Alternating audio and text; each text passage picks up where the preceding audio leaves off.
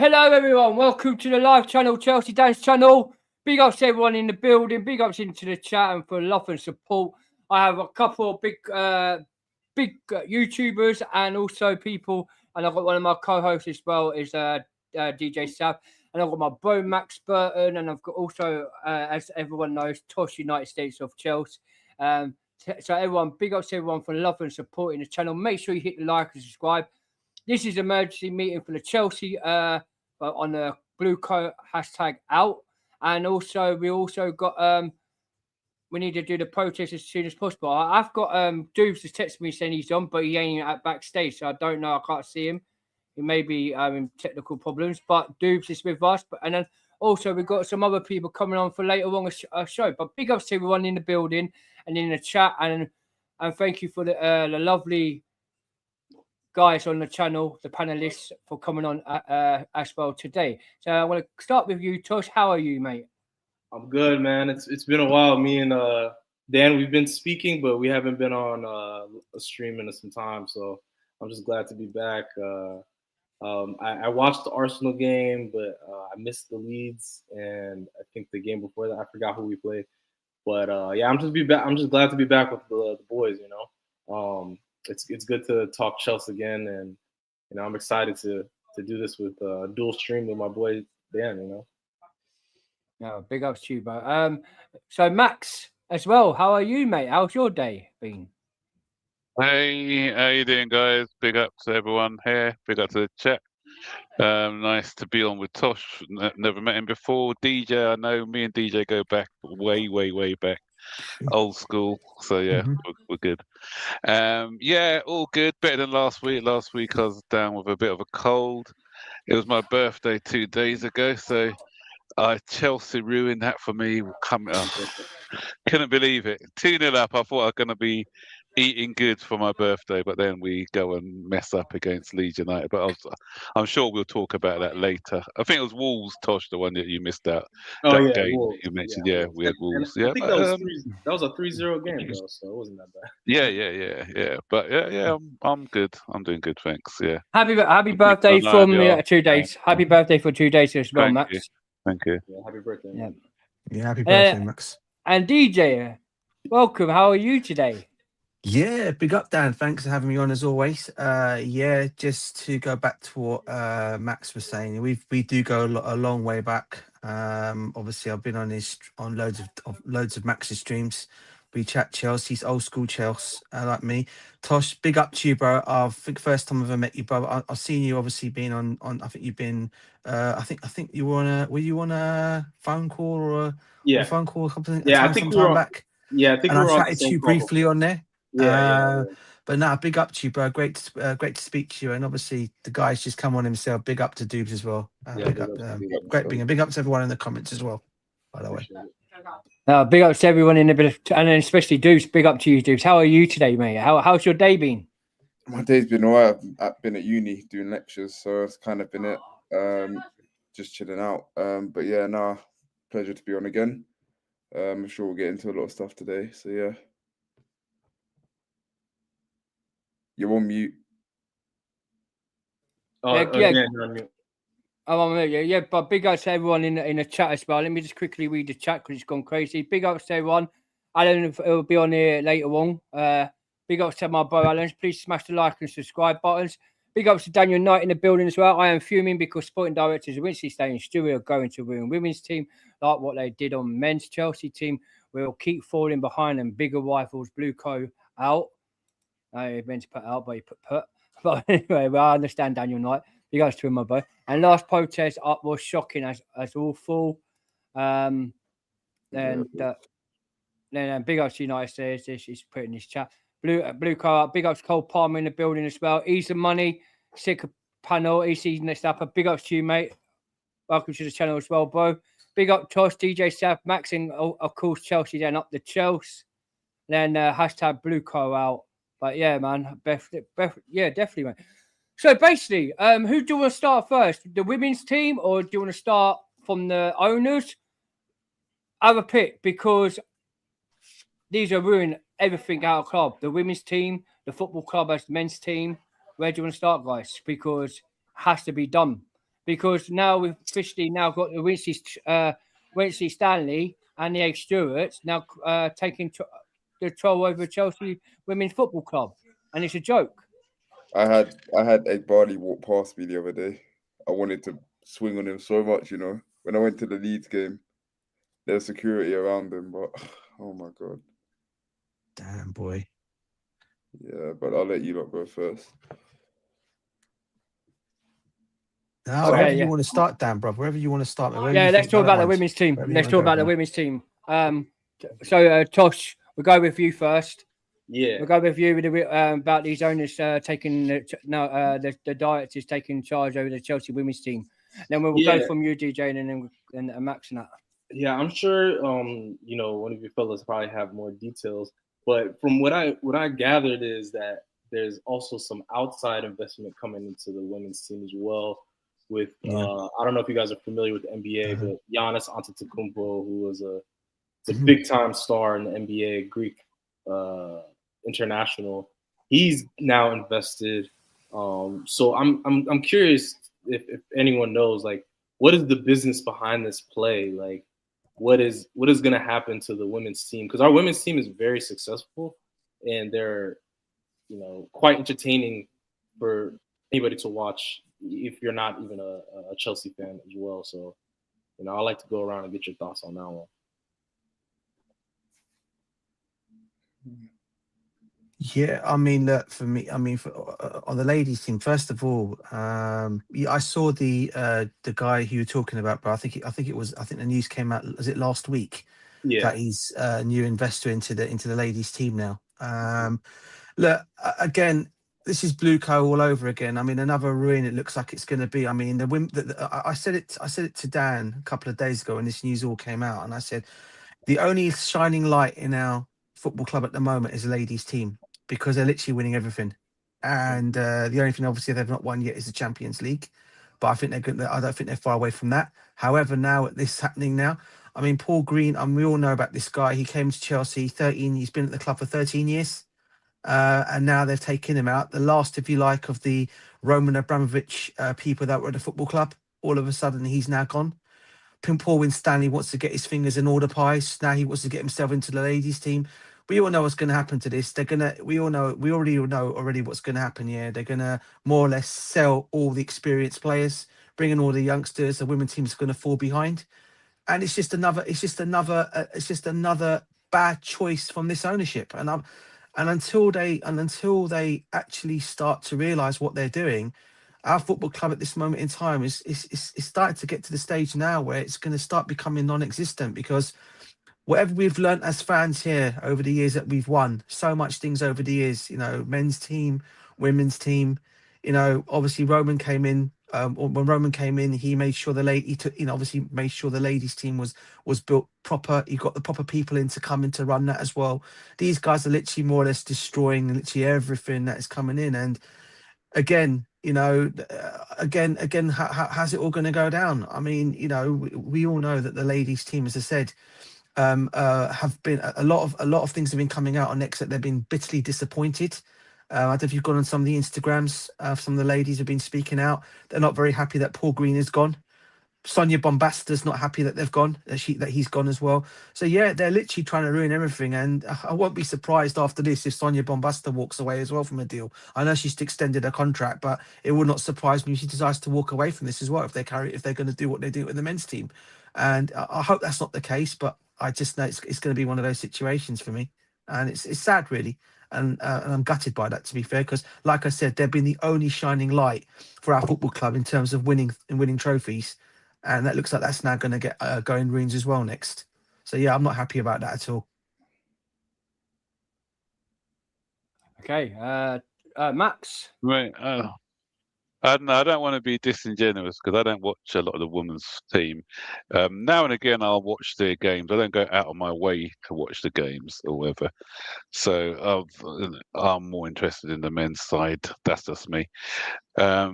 When Emma Hayes left, though, we always knew, because Emma Hayes was a legend of the game, and we had a good setup, and it was them who that's probably one of the better appointments, Bombesta, when they put her in. Because I think last year, how we didn't win the Women's Team of the Year last year, I don't know. Arsenal, just on the back of winning the Champions League, won that, but we finished the domestic season unbeaten.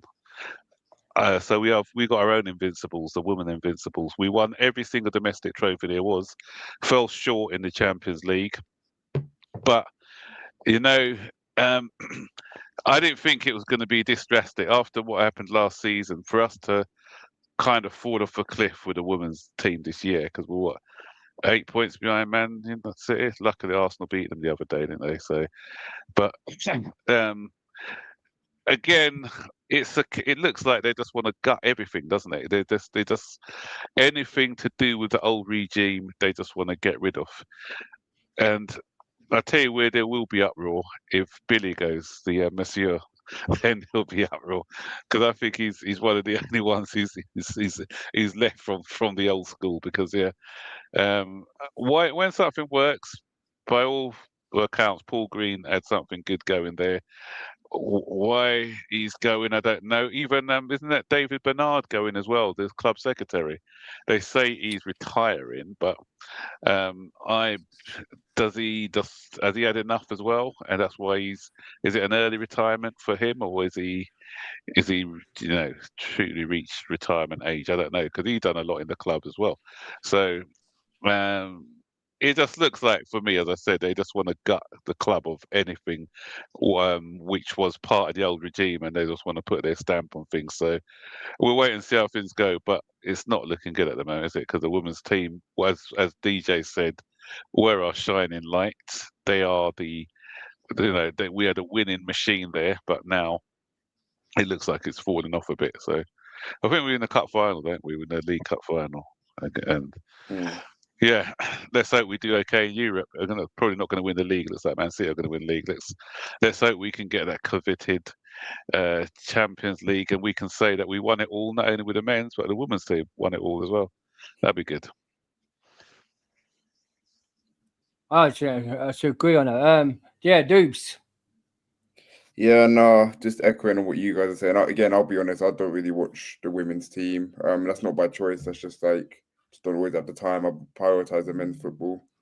But yeah, I'd hate to see, because from what I have heard about the women's team, they win an awful lot. And I'd hate for that to just all of a sudden stop, because these guys have come in and made all these changes, much like they've done with the men's team. Like, common denominator. And I feel like if we do see a decline in the women's team, if anything, that's just going to expose these guys even more. Because you can't all of a sudden, Chelsea Football Club, where both the men's and the women's team are winning everything, all of a sudden it all comes crashing down after these guys have been in for 4 years. So yeah, I'm just hoping it doesn't go down that path. But if it does, as I say, it will just show these guys for what they really are. Frauds. Con men, whatever you want to call them, clowns. I don't think we should be surprised. I mean, clearly business matters more to them than anything else. And even though we won 2 cups last season, I think it kind of backfired on us in terms of now the ownership seeing it as an opportunity to capitalize on these business ventures. And, Chelsea being a big name and them getting Chelsea at a bargain price. So for them, I think it's a win-win. And then for the fans, it's a lose-lose situation. I don't know. I think the protests will probably ramp up as time goes. But I think ownership and people who make decisions, like the directors and all that, they seem to think they have leverage right now, and it's hard. It's gonna be a tough battle, man. And unfortunately, we may have to lose more games before people really start getting angry. But we'll see. We'll see how it goes. Yeah, well, I know I haven't really spoke about Leeds United that much, but I don't really watch women's team myself. But I know I see there's great value in that team for the women's team. They've got like Sam Carr. There's a lot of good women for the Chelsea women's. Like they did a non-season win on was it six seasons? They've been up them last year invincibles, but now somewhere that they've fought for 5th in the league this season. like big ups to Daniel and I've seen the chat, and big ups to Alan. I'll bringing their messages up as well on his owners. But basically, they've got to now take charge. Where Roma and Famifits back in the day, they used to have the two clients together, the women's team and the men's team together, and used to work and make sure the prospect of the women's team was great, successful, carry on winning the mentor. But now he's coming in, and they're going to go now ruin the women's team. I don't really watch the women's team that much, but they're a brilliant team. Yeah, they haven't won the Champions League in the women's team, but they've been invincibles. They've won that as invincibles, and a great. But it's not about the women's team. It's just about these owners. These Todd Bowley, it's a laughing stock. The Todd Bowley and Ed Barley falling out together. The whole staff in the Stamford Bridge are falling out. It's like we're in a criteria of a big mess. We need to speak about the project, what they're actually doing, because there's things come out now, like home truths about these owners, what they're actually going to improve for the football club. And we've got half our fan base are still naive for not waking up and still saying these owners are great, successful, the directors are brilliant. They're bringing a bunch of kids, could be talented. It's like a 50-50 where there could be world class in the coming years, or there could be average. We've seen this before, and it's not great. And then people telling me lies about give it 4 more signings, we'll win the Premier League in contenders. We're never going to be contenders with this team. They're consistently, it's not good enough to to be in that top of the stage to win the Premier League. And it shows you against Leeds United on Tuesday when we was 2-0 up, and we made 2 stupid rush challenge where the Caicedo from the penalty and the goal from where Sanchez, I don't know what he was doing. I wouldn't blame Sanchez though. I don't think Sanchez was to blame for that. I'd say it was more the defense, just a calamity of errors from both Chalobah and Achimpong. But you asked the question, why is Josh starting that game in the first place? Nothing against him, but why not just start Fofana from the get-go rather than bringing him on? I don't even, when it comes to like line-up decisions, it's got to the point where I don't even look at the manager first anymore. I look at it and go, have they told him play Josh because he needs minutes? Because why wouldn't you just play Fofana and Chalobah knowing you've got Hull on the weekend? Yeah. Just rest the players, and then we've got another week until we got Burnley. So it's stuff like that where just like it adds up, and you think to yourself, surely Lee Mazzini wouldn't be thinking that a working back two. That's what it's got. It's got you 4 wins in a row in the Premier League, and then all of a sudden you change it. For me, it's just But the way we dropped points in that game was poor. And I know the Palmer miss didn't help, but I'm not blaming him for that because at the end of the day, he got us a goal and an assist in that game. And that happens with top players. Yeah, I agree with you on the point with Josh, because I would have loved to see Josh start against Hull, which it's an easier team to play against, versus a Leeds United, which we have a history with them in terms of them being one of our rivals. If people are familiar with how far back that rivalry goes. And Leeds, they don't come to play games against Chelsea. They come to win. They come to crash. They come to play physical. They see us as like a rival still to this day, even though they've gone through their battles in the relegation and XYZ.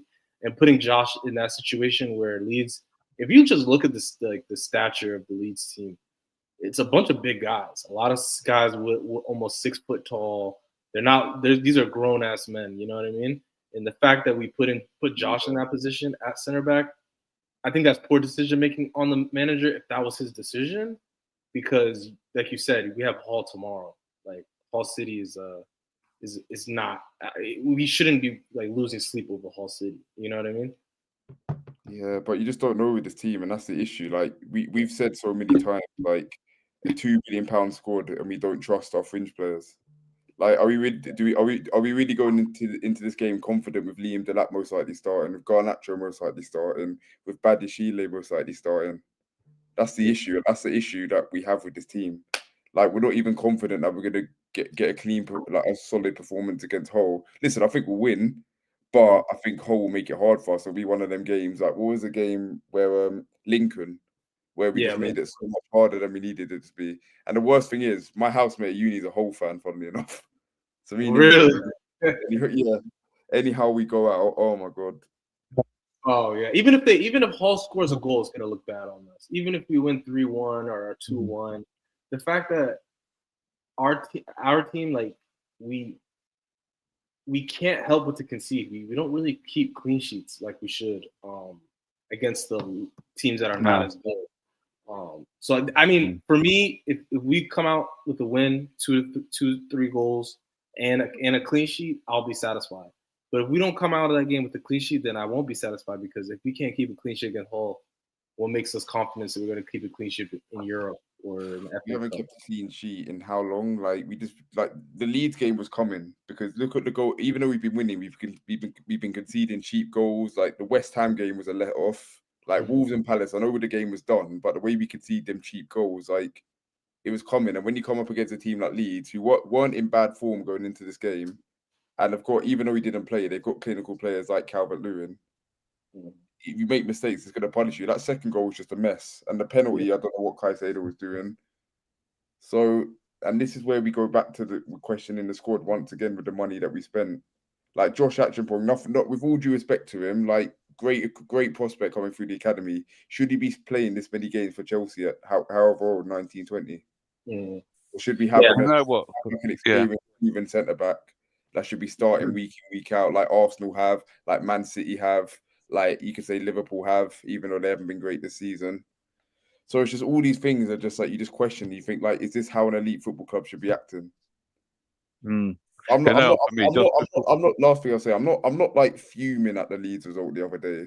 I'm just like, it's just like it's just the thing is, we've seen these kind of games before, and it's frustrating. And it's just like, I'm not blaming Rosina for it, because I actually think for 75 minutes we actually played brilliantly. I think we did, especially going forward. And I think he's getting the best out of certain players like Santos, João Pedro, Cole Palmer looks like he's back in form. Again, regardless of the miss. But we just need to tighten up at the back. And I think the only way we're going to do that, whether or not Mamadou Sarr starts tomorrow, we see what he's like. Maybe he makes a difference. Or just stick with the Chalobah for the partnership. We don't need to keep changing the back four in and out. Like, we just don't need to. Yeah, I agree. Just before I go, Brentford nearly scored against Arsenal. Brilliant save by Raya. Yeah, still 0-0. But anyway, echoing what Doobs and Tosh has said, I think we played brilliant on Wednesday. Tuesday, sorry. I thought Santos was exceptional. Were you at the game, DJ? No, I didn't. I finished work late that day. My dad and my dad and brother went there, and uncle. Right, you were there, Doobs. I think we've seen it live would have probably been even better than watching it on the screen. The way that we didn't deserve to lose that game. Even the Leeds fans, apparently, they're coming away saying, how did we get away with that? The reason they got away with that was because we have got a naive defence. And as long as we got this defence, we're going to struggle to get into the top 5. That's why I've always been crying out for at least one experienced defence. You can't go into the season with kids at the back, especially. Even if we had one experienced player, like, say someone like a Thiago Silva-ish type player at the back there, then we are winning many games. I saw a ridiculous stat. We've dropped 17 points in it for winning positions. Yeah. Stat 17 points. We could have been top of the league. We could have been challenging Arsenal. Can you believe that? If they had purchased a proper defenders. And the thing is, you can't chop and change every single week. So especially centre half. Dudes would tell you about, Dad would know this. When you've got a partnership at the back, you work off each other. You know each other's strengths and weaknesses. When you're just swapping day and week in, week out, swapping defenders, you don't know. Then you don't. There's no relationships, and it is going to be a mess, And Josh, I'm one of his biggest fans. I think he's got great potential. But for me, it doesn't matter how good you are at that young age. If you look, even Rio Ferdinand went on loan. John Terry went on loan. Levi Colwill went on loan. All the best players, they've gone and played for a season. Sorry? My dad went on loan in Bournemouth. Yeah. Exactly. he did. Exactly. That's what I'm saying. So all these guys go on. What it does, it builds them up, especially when you're playing Reece James as well.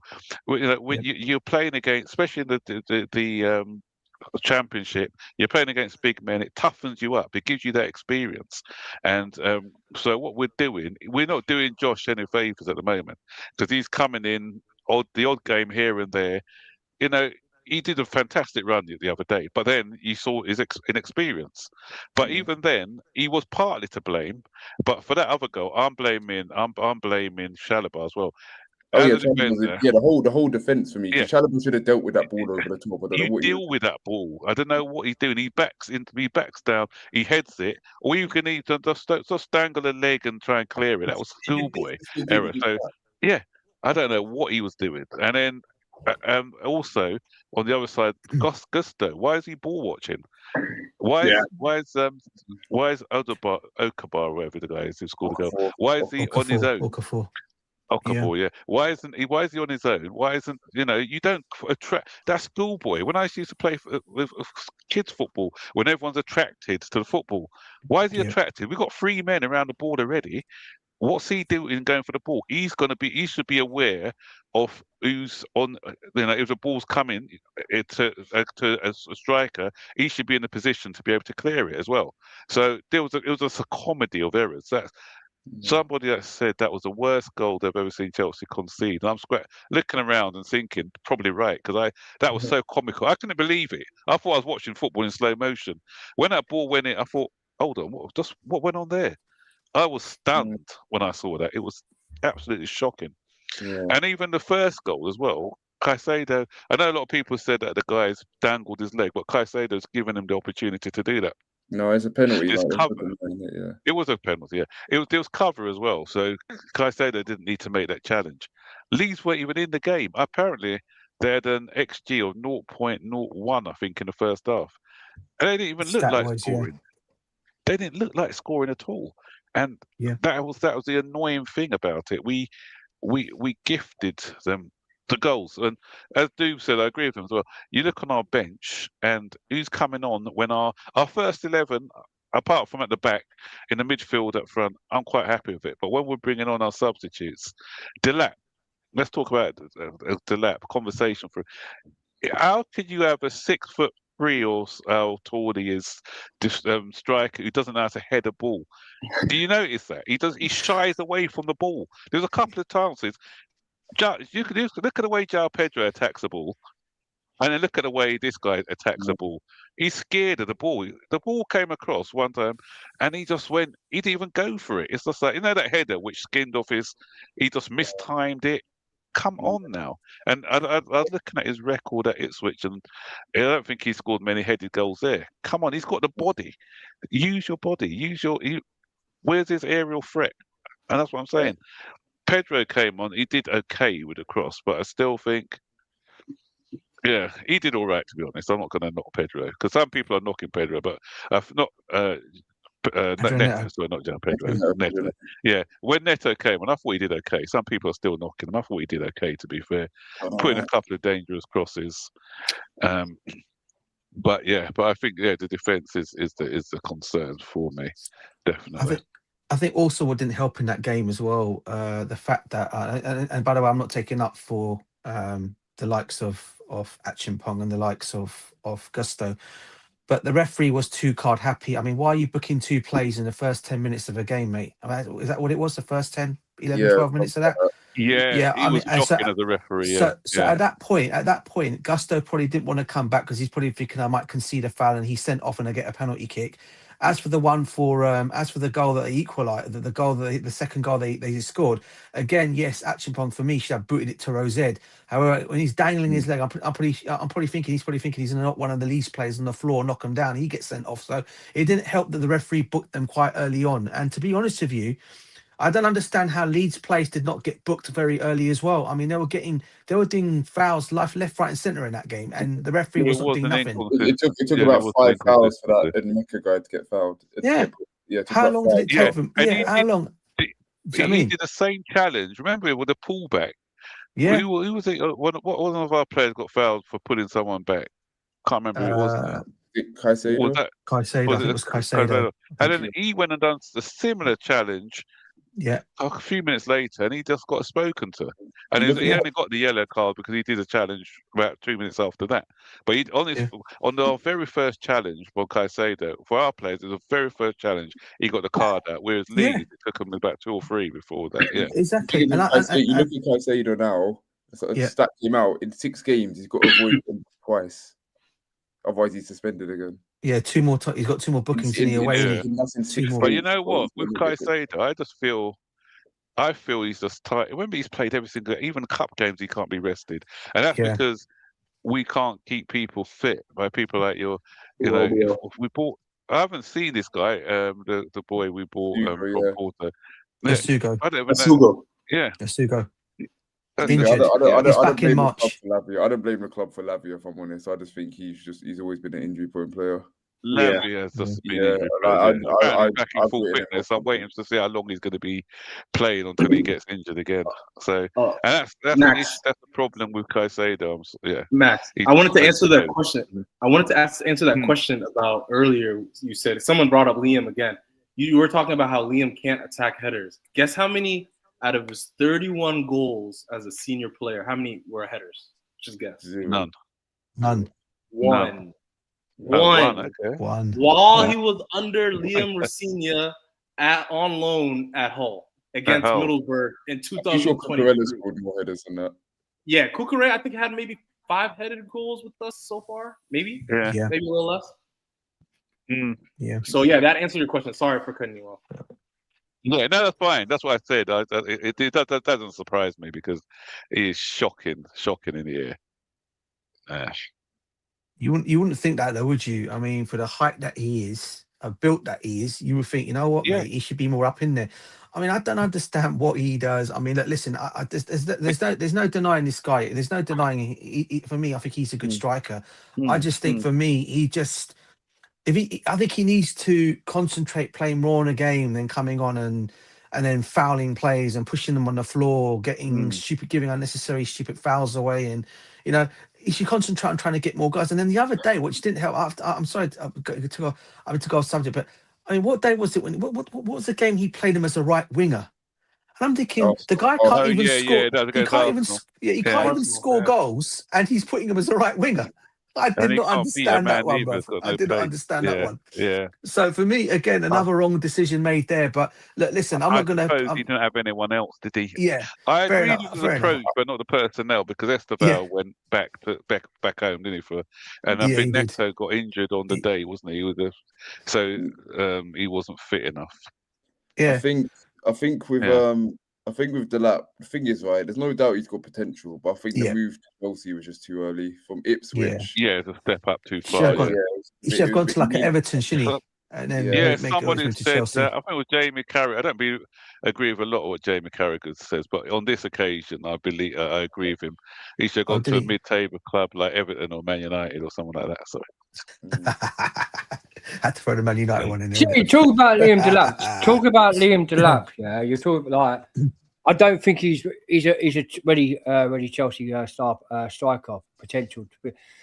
What he should have done is instead of us signing him, he should have gone to another club in the Premier League like Everton and made his name for himself, or anyone like Crystal Palace or just like lower clubs or like Brentford or something like that. Yeah, to make for his name for himself for the season and let's see how he provides in the season, because we saw him at Ipswich Town score 12 or 14 goals that season for them when it was in all comps, right? And he scored 12 goals in the Premier League. But I think he's came to a bigger club too soon, where he should have been delivered by another club, and watched him in every like 1 or 2 seasons how they go with a different club. And if he potentially has his score rates over 22 to 25 goals in a season, then thinking of buying him then. But for a minute, him at Chelsea, he's not a ready striker for us. We need a potential striker that will bang in 25 goals that season.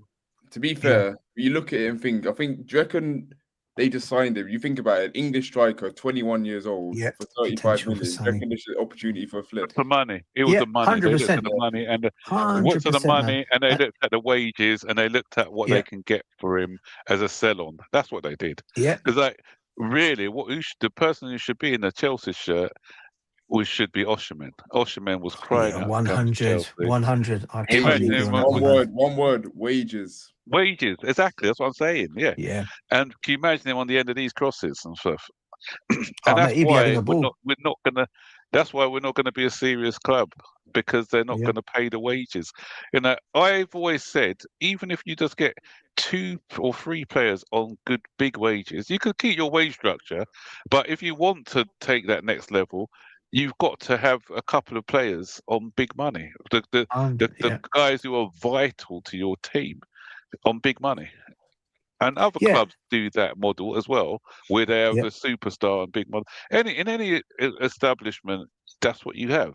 You know, you have an establishment, and then you get somebody who's really important to the with the place, the company you work for. They'll probably be on higher wages than somebody like me, Yeah. because they are the decision makers, and they are the ones who've got a more important role to play than I have. So I'm not going to be crying out and say I want parity with the CEO or this person or that person, because I know Yeah, of course. my place in a pecking order. You know what I mean? You know? Yeah. And if their performance is going to allow me to get my bonus at the end of my seat at the end of the year, that's all I'm worried about, really. So Yeah. And I said this. Sorry, go on, dude. You were going to say something, bro? Sorry. No. I was just reading this comment. Oh. Yeah. I'm going to go for it. No, I was just going to say the other thing is this is why I sometimes have my little debates at some sections of the Chelsea fans, and I've had them at Stamford Bridge as well with some of the fans, where they talk. Some of them just talk utter nonsense. And I always said it, you know, you can still have good players in your team, experienced players. You can still do this project that they want to do.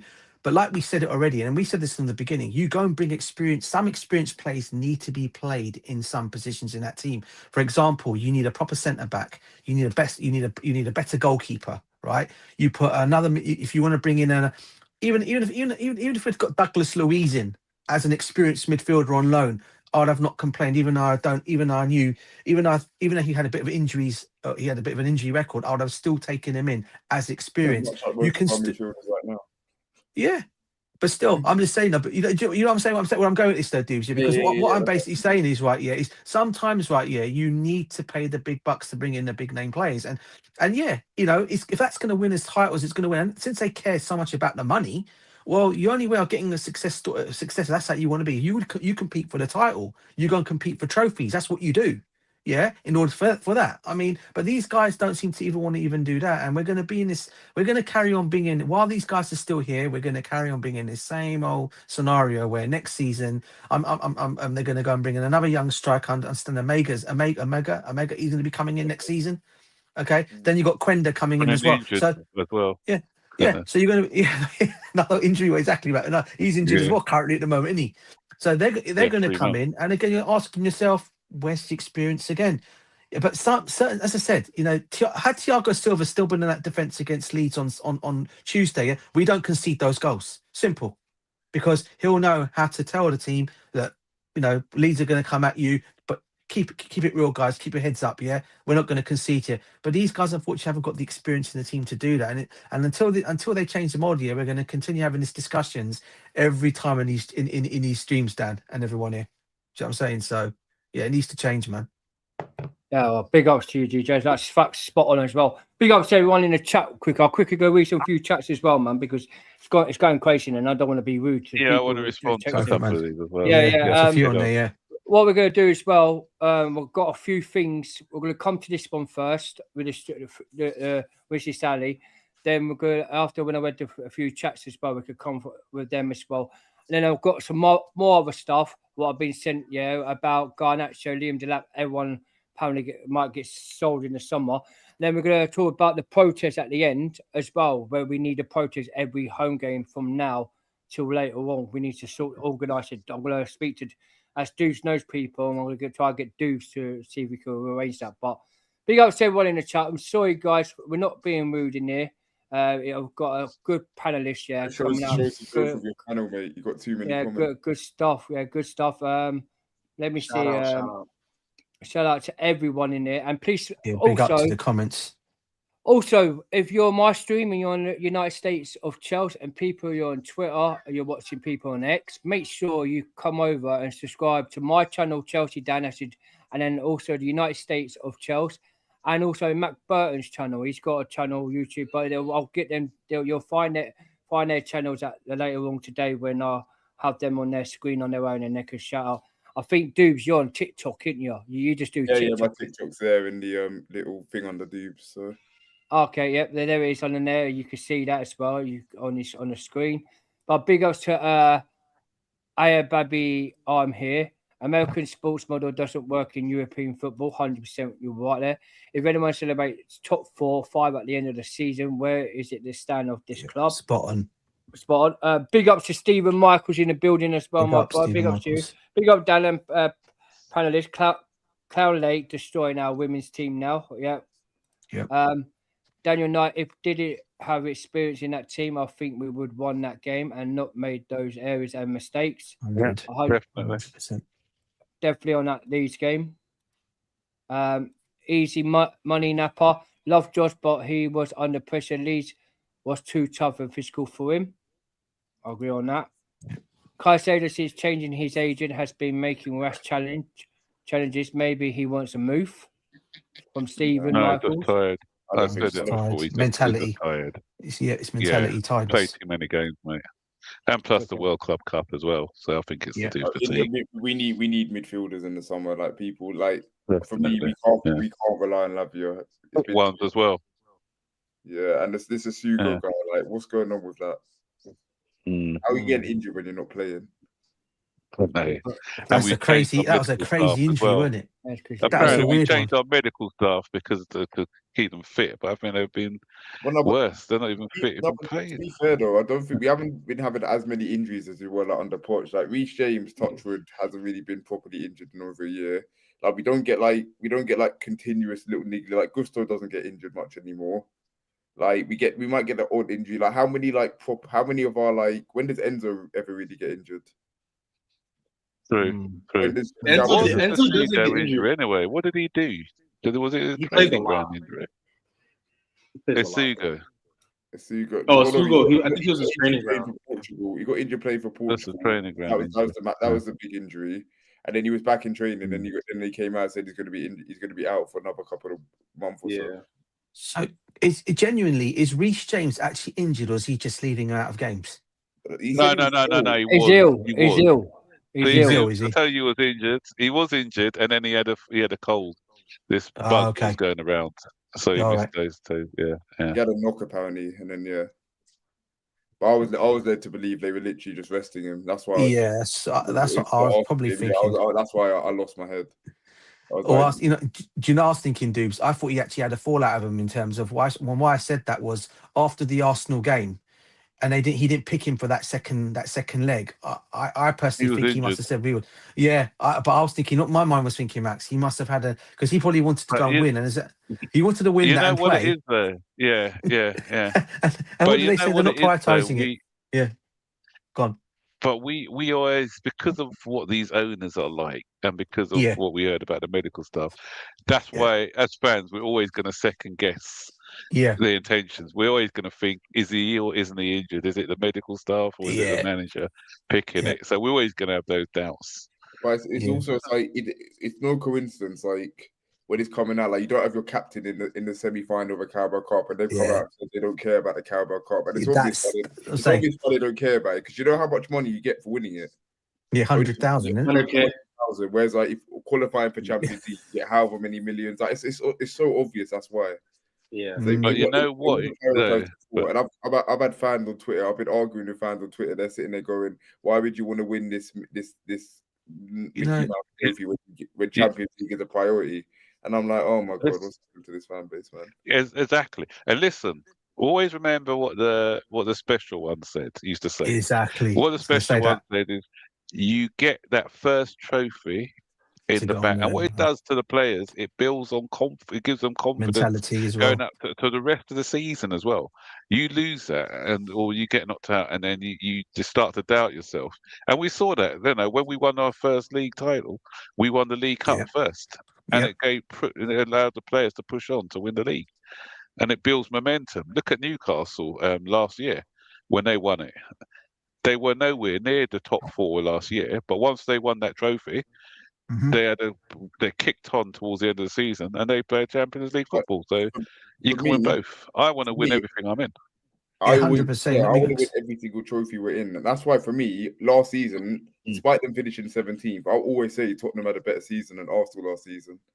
Because what did Arsenal achieve last season as opposed to Tottenham? Arsenal finished second. Arsenal finished second, which all that does is qualify them for the Champions League. Tottenham won the Europa League, which qualified them for the Champions League, and they won a trophy. Yeah, but don't forget, Dubes, the Arsenal mentality. You're gonna. Yeah, I was going to say quickly, Max. The Arsenal mentality on the fans, if you finish second or third, it's a trophy, mate. So so for them, that's the mentality. Jokes aside, this is what I don't want our fans to come in. Exactly, and that's worrying it might be coming that way, mate. Yeah, I can't stand that club, man. Ah, man. I want to see the history books, and when the history books, at the end of the day, the history books say, in the 2025. Chelsea, even though we won a Conference League and the World Cup, Tottenham won the Europa League. Arsenal won nothing, and that's what the history books are going to say. They ain't going to say Arsenal finished second. I know. Yeah. And but big up Terry. You're going, Josh. Go in, mate. Because we'll chat after. I mean, it's hard to tell the direction of the club this early because. We are fast tracking it in terms of our success, winning those 2 cups, and I don't know. Like, do you think there's going to be more changes to come in terms of like the model? Do you see a potential where, like, for example, this FFP thing, and we spoke about Reece and like how they were saving him, and he was sick or XYZ. He hasn't gotten a contract, and I saw someone mention like he hasn't gotten his new contract. You see in a world where they do try to sell Reece James for that free money, essentially? I could see it because they'll get profit regardless. Just off topic very quickly, Barca losing 4-0 at half time. Wow. To who? You're lying. Yeah, Barca losing 4-0. Who they playing, sorry, again, Dupes? Really? Wow. Yeah.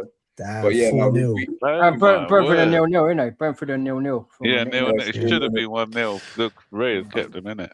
I mean, apparently Arsenal poor anyway. But yeah, with the Reece James thing, it wouldn't shock me if they do move him on. But again, that's what they need. They need this money. They put themselves in a situation where they need to sell all these players, regardless of how their image is.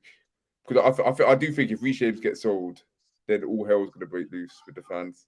I think that will be a massive turning point for the fans. Same like if Cole Palmer was to get sold. That would be it. Sold tomorrow, that would be it. If there will be a massive riot. If Reece James got sold, there'll be a massive riots. Yeah. Delap should get his construction. Yeah, I like that one. Up the Chelsea to 2-2 as well, man. Shout out 2-2. Yeah, 2-2, man. Yeah. So basically, like the things we're saying about injuries is important because, like you say, guys, Usugo, been in training, hasn't had no games, and somehow he's getting injured in training. That was on the show the other day. I put a list. I think we should loan him out for a season. I think so he could get his match fitness and get his match games going because he looks like he's a young good player. But we could bring in these talent players, but like there's no experience. There's, like people say there's a team leadership in the team, but the way I looked against Leeds, it didn't look like there was any leadership in that team. Then at the Arsenal game as well, the Arsenal game in the Caribbean Cup, the next round in the semi-final when we got knocked out 1-0, didn't look like there's no leadership where to shout out the team to try and focus. But it's a tricky one. But I disagree with the Arsenal one. I just think there was a lack of quality against Arsenal more than leadership. Yeah, no, We I just didn't have 100% anything up front. We didn't have anything. You know, the game plan was good, and I thought we played well, but we just didn't have the quality. Arsenal were playing within themselves. When we brought on the people to try and make the difference, we just couldn't create any chances because We of had the people we had, the personnel we had up top that day. we had Liam Delap right wing. That says all you need to know. Like we had, Yeah, exactly. we have definitely Yeah. For the right wing. Yeah, and you know what pissed me off Oh, mate, about that? that's- Liam Delap right Oh, wing mate. was the Chelsea fans that are denying the fact that he was playing right wing. If Yeah. you look at his heat map, he's on the touchline damn near the whole Yeah, game. it was playing right. He was. He was. And people are trying to convince me, no, Liam Rossini was playing a 2 up top with no wingers. No, you can't control the ball. You No, can't no, control no, the ball he- anyway. You put him right wing. That's what, And- That's what I'm in our- saying. That's the you know- madness, bruv. In our game, the game plan The for that game madness. was the game Oh, plan man. was crazy. It was Sanchez gets the ball, he punts it to Liam. Liam tries to chest it down, fight a couple of guys, and then what? And then what happens? Like absolutely nothing. So, Half the what time it comes down to, Arsenal just bullied us, not physically. They bullied us Yeah. in quality. That's all it is. yeah, Yeah. oh yeah, yeah. Like just, Yeah. you look, they didn't even have to be good to beat us. That's the thing. Yeah, they didn't get out of second gear, mate. They didn't have to go. They didn't have to go up They gears, had did to they? top it off. They got Yeah. the goal at the end. That's the thing. I mean, and out of all people to score, Kai Havertz, out of all people to score as well. Mate, Oh, I don't mate, know why. yes. I don't know why he hates us. I don't think did our fans give him a hard time when he left. Yeah, we did. Did We we? definitely did. Because like we after the Champions League, I think we were on a high, and that season following, we gave him a lot He of was slack. poor No, the after season the after. Champions Yeah. League, he did fuck all for us anyways. That's probably why like that bought him a bit of time. But then after that, he done nothing. Exactly. Yeah. Exactly. Yeah. And he was our most expensive at the time. Yeah. Wasn't he 70 million? Well, no, yeah. Then Lukaku, Yeah. and then Yeah. then Enzo, Yeah. and then Caicedo, and then yeah. And we had the Potter thing going on at the same time. Like we were going through a lot of stuff as like Chelsea fans. I don't go back to that season. Dan, there's a question addressed to me from Durov Drew. about Jackson. Durov, he's burnt his bridges as far as I'm concerned at Chelsea. I think I do like his link up when he plays with Cole Palmer, but I just feel he's burnt his bridges at Chelsea. The comments that he made when he was leaving and everything else, he said he didn't want to come back. So I don't want someone who doesn't want to play for us. But to be honest, Max, wouldn't you think he had more of a beef with Maresca than Chelsea? Because I think it was more. I think we want to get rid of him. I don't think it's just Maresca. I just think, because remember they said it was a 1-in, 1-out policy that they were doing, and they were waiting to ship him off or Nkunku before getting in Garnacho of all people, and Simmons, wasn't it? It was the two they wanted. Yeah. But because of remember we had an issue with UEFA with financial fair play, and they said we could only register players if we get rid of certain players, and I just feel that Jackson was targeted as one of those they wanted to go. I always say this: getting rid of Jackson was a big mistake, and I feel like he was given for my fans. He was given one of the most unnecessary hardest times ever. Like you look at it and you think we've got Delap now. Delap is not better than him. Yeah, if it's a case of him or Delap, I'm taking Jackson 100%. In terms of that, Like I said, what Jackson did, he made others around him play good as well. Palmer was excellent with him, and everything that Delap hasn't got. The things we used to criticize, we used to criticize him for instance, like a box presence and getting in front of the defender, crosses and heading. Delap doesn't do that for us neither. So Nicholas Jackson, at least he offered us more, and his running power and everything else offered us a lot more than what we're getting with Delap. I think if we had him this season with the way that under Rossini, I think he would be doing. I remember he scored quite a few goals. He didn't take penalties neither, and his goal scoring record was okay. He got 14 goals in his first season. On his misses. Yeah. I think he got 30. I think he got 30 in 2 seasons, all open play. Yeah, that's what I'm saying, and I feel like one thing he has as well that doesn't. He actually has quality with the ball at his feet as well. Like he might not be the most. Yeah. He might not be the most clinical finisher. We can all agree on that. But look how many goals he was scoring, and he's not even like that much of a clinical finisher. Like, and he'll be even better. You know, I feel like Cole Palmer does so much better with a striker like that. Like Cole Palmer playing with Liam Delap compared to Cole Palmer playing with João Pedro is chalk and cheese. Yeah, like, and he'll be a better left wing option than we got as well than the others. Yeah, exactly. The only reason I said about Jackson, you know, as a player I would, but I just feel that what he said, he doesn't want to be here. So I just don't want players who don't want to be here to play. I think as far as ability wise, and I think. Yeah, he's very emotional. He's a very emotional player. I think you could tell, like, him being at Chelsea for 2 seasons, you could tell he's an emotional guy. Like, when he had bad games, you'll see him, like, post stuff on socials and, like, give his little attitude here and there. But, like, he would always try to prove himself on the pitch. And I don't know. I'm going to give him the benefit of the doubt, and I think he might be the type of guy where the treatment he's getting in Munich right now, he's not really playing because he's playing behind Harry Kane, who's like a class. He wasn't even in the squad apparently in the last game. He scored? He wasn't in the squad. Oh, he wasn't in the squad. See, that's what I'm saying. So like, and you playing against Harry Kane, who's just possibly like top 5 strikers of all time that ever played in the Prem, potentially, you know, depending on who you ask. So he's not going to get the burn in Munich. Do you see a world where he might come back to Chelsea and actually appreciate us because he knows now, like, he's not getting the same. He's not the guy over there, but he could be the guy here.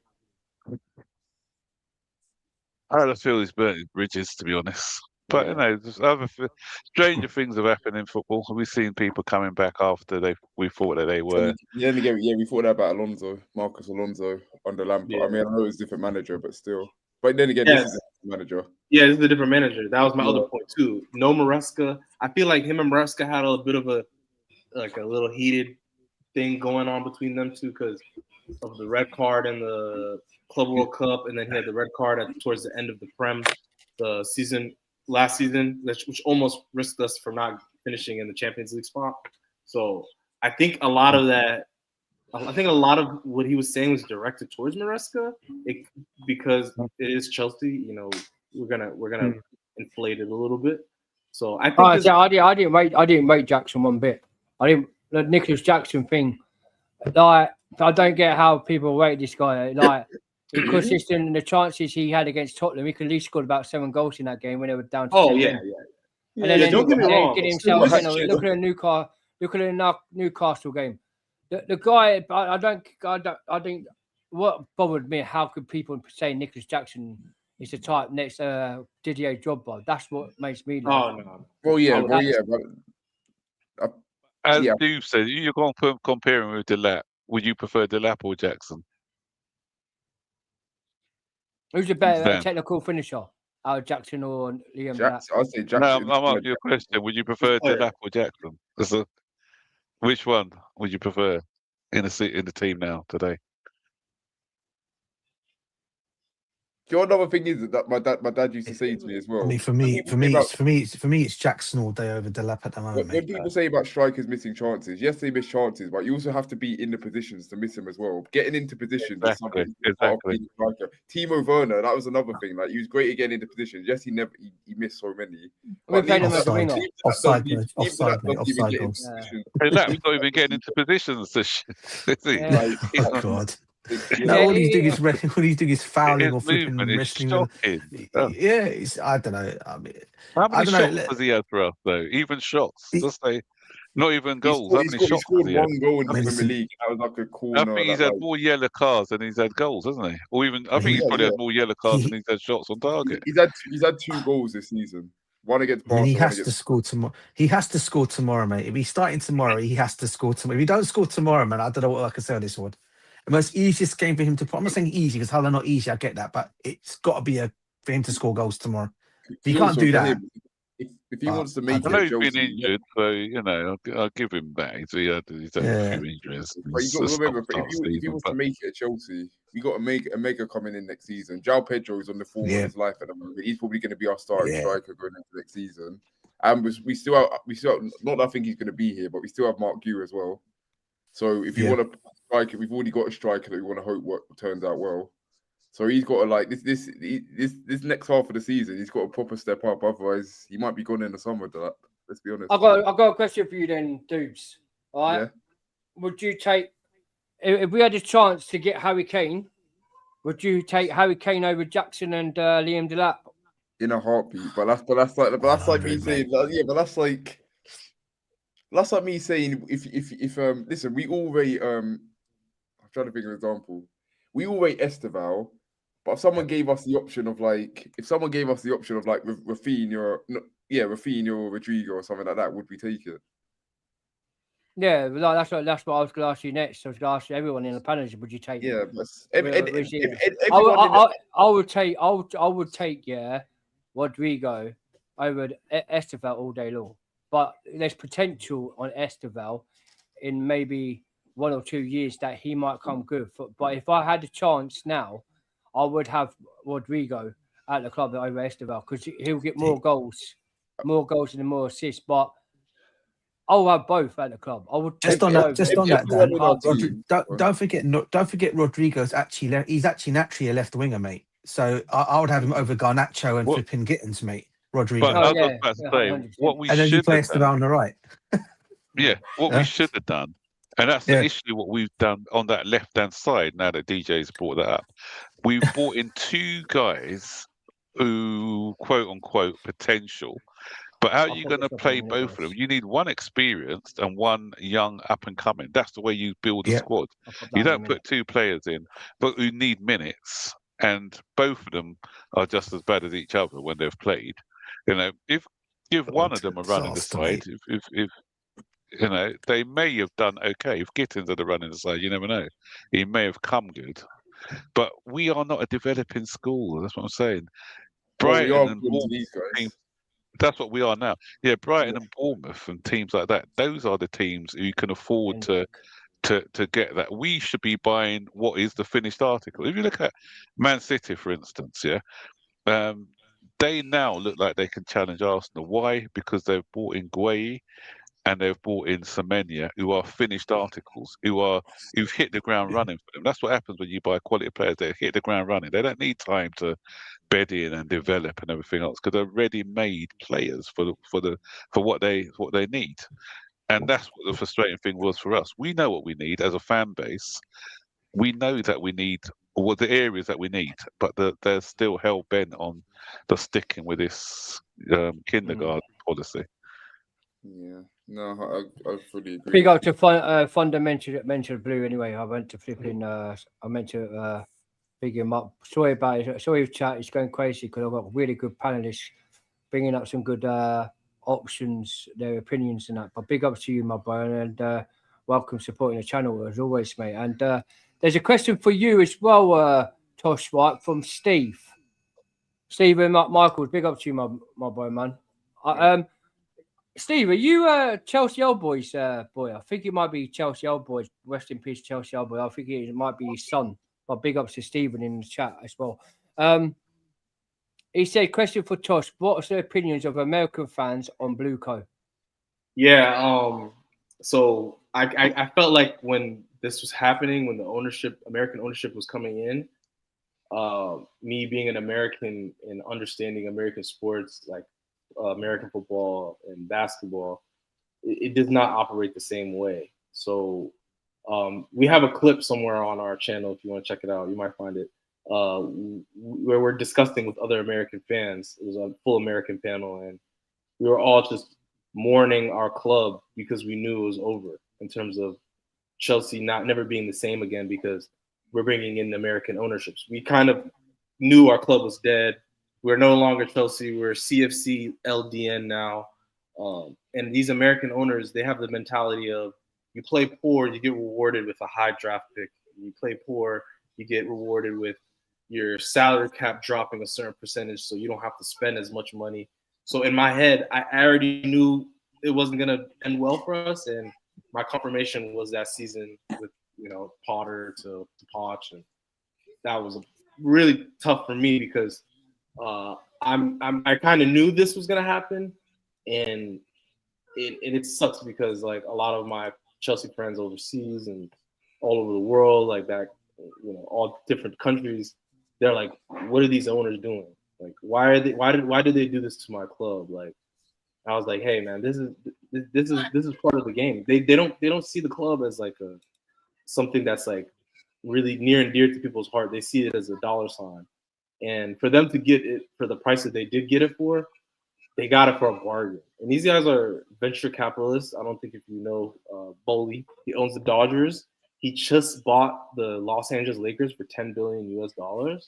So these guys are businessmen. These guys are mercenaries. He also owns the Golden Globes, which is like the movie awards, I believe. These guys just want to own IP. They just want to own IP, and they want to have the rights of the names of some of the biggest clubs or the biggest companies in the world. They're just merchants at the end of the day, just to capitalize on the name of Chelsea. Just a quick question for you, bro. You're talking about I mentioned you're just talking about Todd Bowley there. Mm-hmm. Now, my understanding is with Todd Bowley and his sports franchises, from my understanding, there was a documentary video on him that someone done. Now, my understanding is with him and his franchises is he apparently buys all superstar players for his franchise for his teams. And I think everyone thought he was going to bring that same model to Chelsea, where he was actually going to bring in all the big name players and put them on obviously on his big contract. He was the one that going for the big names. So, for example, in the first transfer window that we had, it was him that brought the likes of Koulibaly in. It was the likes of him that brought in Sterling and all them players, right? So is that his way? Because there was a big because my understanding is of this whole. Listen, I'd be honest with you. I don't like any of them the way they're running our football club. I'll be real with you, and obviously I want them out. Yeah, but what I'll say is my understanding is Todd Bowley though is supposed to be better in terms of his sports franchises because the guy knows more about the sport franchise's way of doing things. So his way is he starts with the way we're doing now, and then eventually he adds a superstar here, he adds a superstar there, adds a superstar there. Isn't that not how the way he operates? So that's why I'm a bit surprised at his way of doing things. I agree with Bowley to an extent. I actually do think he actually does care about results on the pitch. But I think whether or not he actually properly knows how to translate it from baseball to football, I don't know. Because you look at that window, like the first window he had, that was we all thought that was a good window. Yes, Sterling and Koulibaly didn't work out, but we all thought at the time those are some very good signings. Cucurella at the time wasn't working out. Now he's one of our best players. Fofana's had trouble with injuries, but he's probably our best centre back still. Aubameyang, we don't need to speak about that. But yeah, at the time, you think that was a good window. But since then, since he's no longer the sporting director, our windows have gone downhill like massively.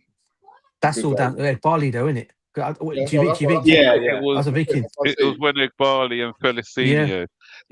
I saw when both of those two spoke, and for me, the warning signs were there when Felicino, I think, was talking at a forum where he said, we've looked at the Brighton model and thinking this is something which we can work with. And he talked about assets rather than players. So he's seen as assets. So and it's nothing new. I'm not saying it's nothing, because we used to do the same thing under Abramovich. Let's not forget that we all buy established players, but then we'll also buy your Koulibalys. Remember your Koulibalys back in the day? Yeah. And that's because to beat the financial fair play, etc., sometimes that's the way of raising revenue. So I think we made a profit, believe it or not, on Koulibaly. Saudi came in from it. That's another thing. Remember Todd Bowley? Not Koulibaly, sorry. I'm talking about Djibouti, sorry. Oh, Djibouti. Remember when we bought him, Djibouti under Abramovich? We actually made a profit on the Djibouti. And we also used to buy all these players, and we used to make a lot of money on loan fees. So we used to do that back in the day as well with some of these players. But what I think these guys are doing, that's why they're hoarding players and they're buying like 7 wingers or 10 defenders, because they know that all of them are not going to make it at Chelsea. They want to try and hit the jackpot with a couple of them, sell them off for big money, and then make the profit. That's why I don't think even Esteval will probably stay. Because when you look at Esteval and look at Quenda, they play in similar positions.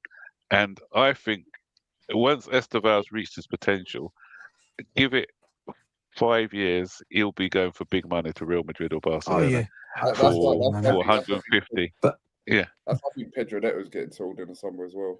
because we're gonna have And- 5 wingers next season. Yeah, I'm bringing that up now. But And just one quick thing on Esther, but I don't know if you heard them, Matt. I think what they've said though is eventually they actually see Estevao as a future number 10.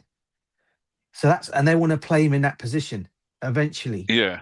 So when Quenda does come in, but then what you can also do is you can keep all 3 of them, or keep all 3 of them. You can just play Quenda on the left if you really want to do something. Put Quenda on the really left and good. play I've 3 seen of some them. clips of Quenda on the He's left. brilliant. He looks really good on the left. He's very good. He's great defensively as well.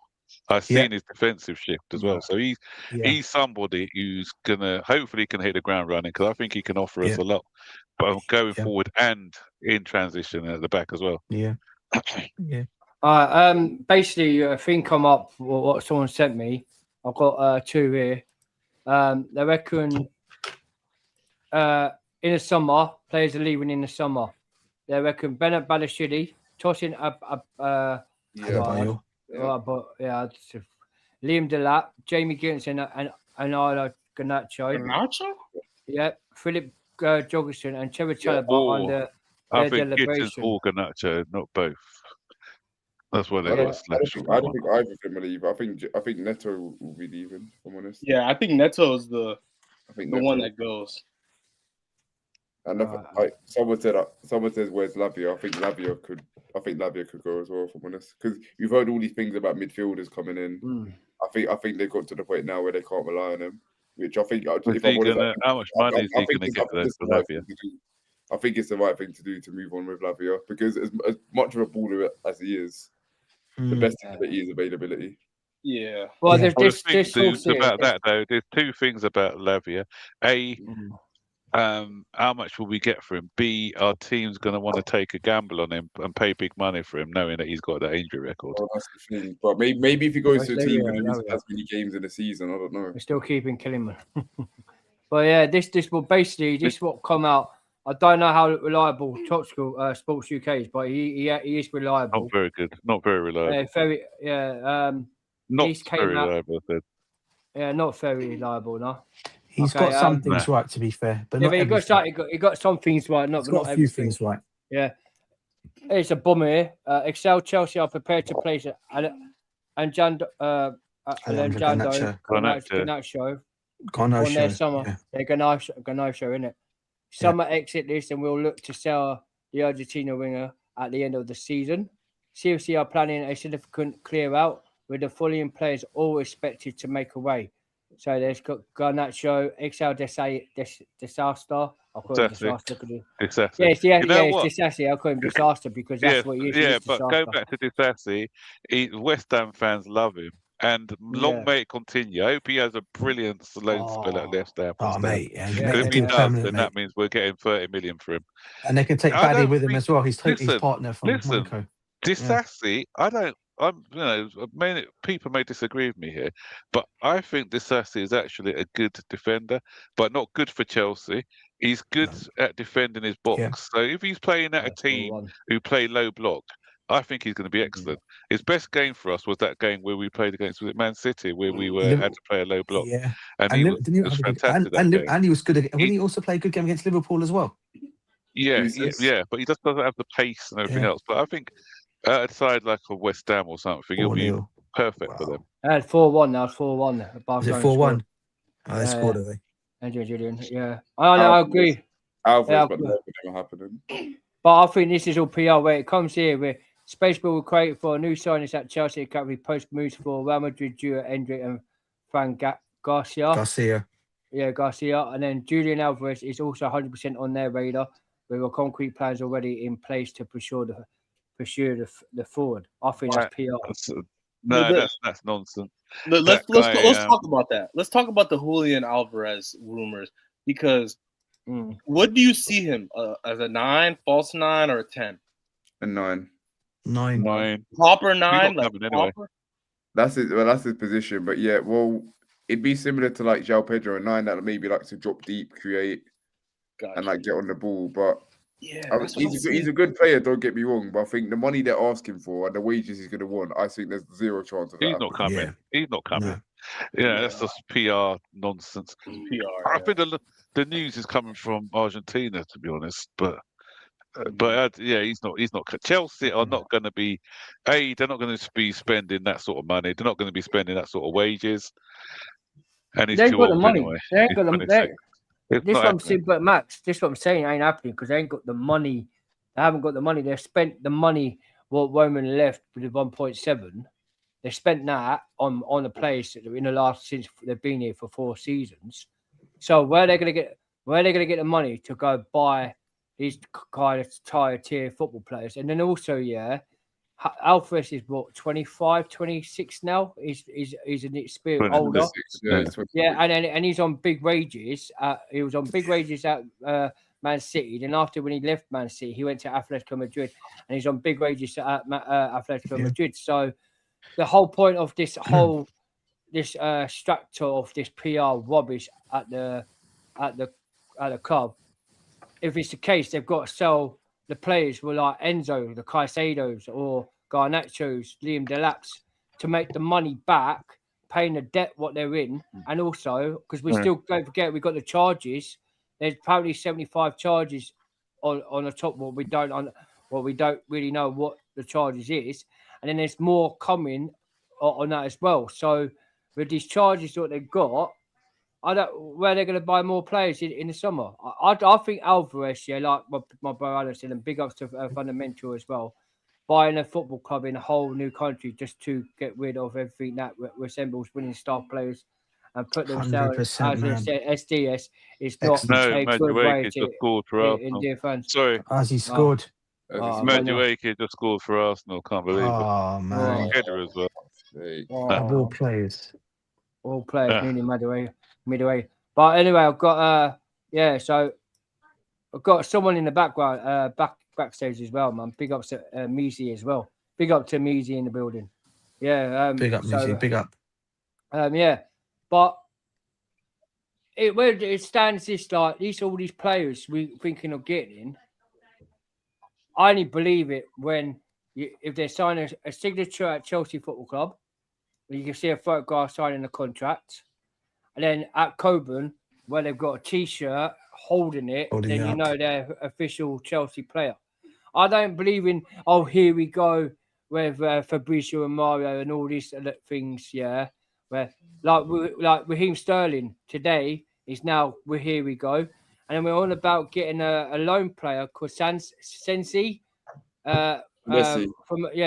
from Bournemouth. Senisi. Yeah, Senisi. On a free transfer in the summer. On a free transfer in the summer. Well, that's what I was going to bring up as well. But the other funny one, Dan, that's been mentioned today. I don't know if someone sent that to you as well. But the other one that's been mentioned, which I found a bit of a, and I think maybe it could happen because he's going to be available on a free as well, is Dusan Vlahovic. I've seen he's been mentioned about a move to Chelsea as well in the summer. Oh, I saw that as well today. Yeah, but he's a free. He'll be on the free because he's always injured. So, yeah. Exactly. I say to Dan, we had that discussion earlier, didn't we, Dan? He fits straight into their teammate. He's injured, mate.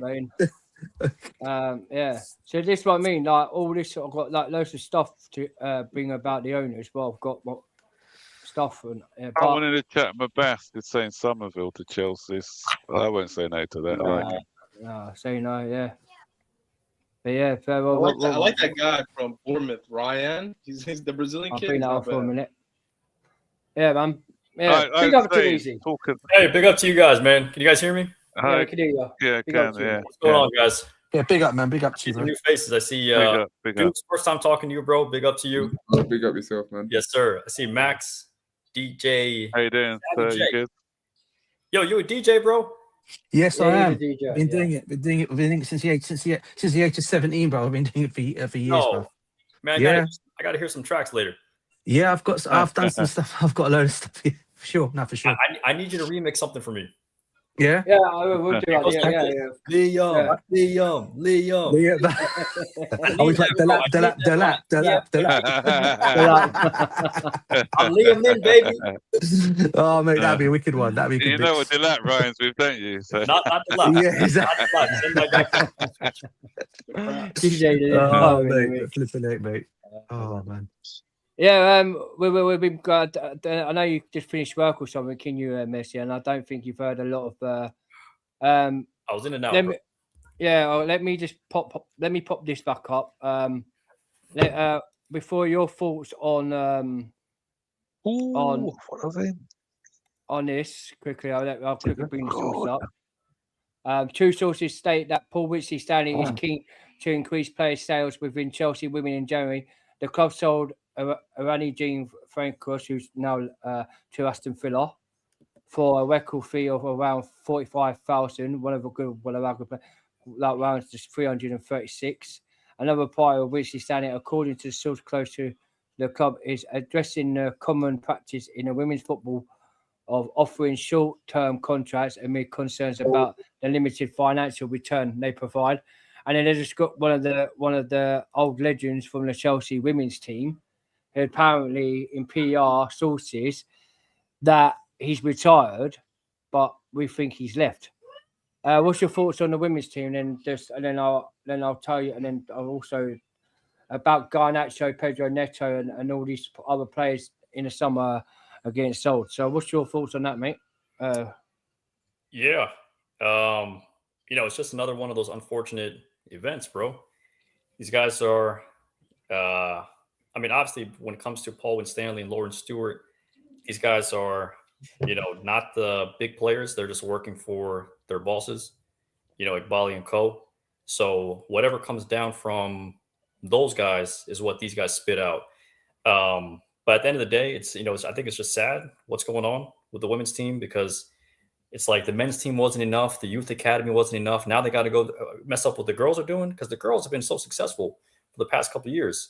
So it's a shame to see that's another team that they're planning on ruining.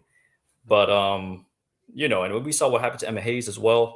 She now coaching USA Women's, so after we win the World Cup this year with Poch, she's going to win the World Cup next year. So, big things for us, as the USMNT, US Women's National Team, big things coming for us. But unfortunately, what's happening, to the Chelsea team.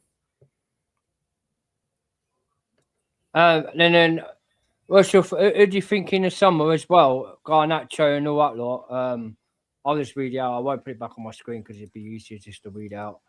Because people have already seen it, so I don't want to show it again. Garnacho is right. Excel that Garnacho. Chelsea are prepared to place Garnacho on their summer exit list and will look to sell the Argentina winger in the end of the season. CFC are planning to significant clear out with the following players all expected to make way. Yeah. So you've got Desassi, as I call him, Disaster, Pedro Neto, right? Got Liam Delat, and you've got Garnacho, and then they're looking to want to sign Hendrick from Real Madrid and Garcia, or they're possible still. Julian Alvarez is also 100% on their radar with the concrete plans already in place to pursue the forward. Do you think that's all PR?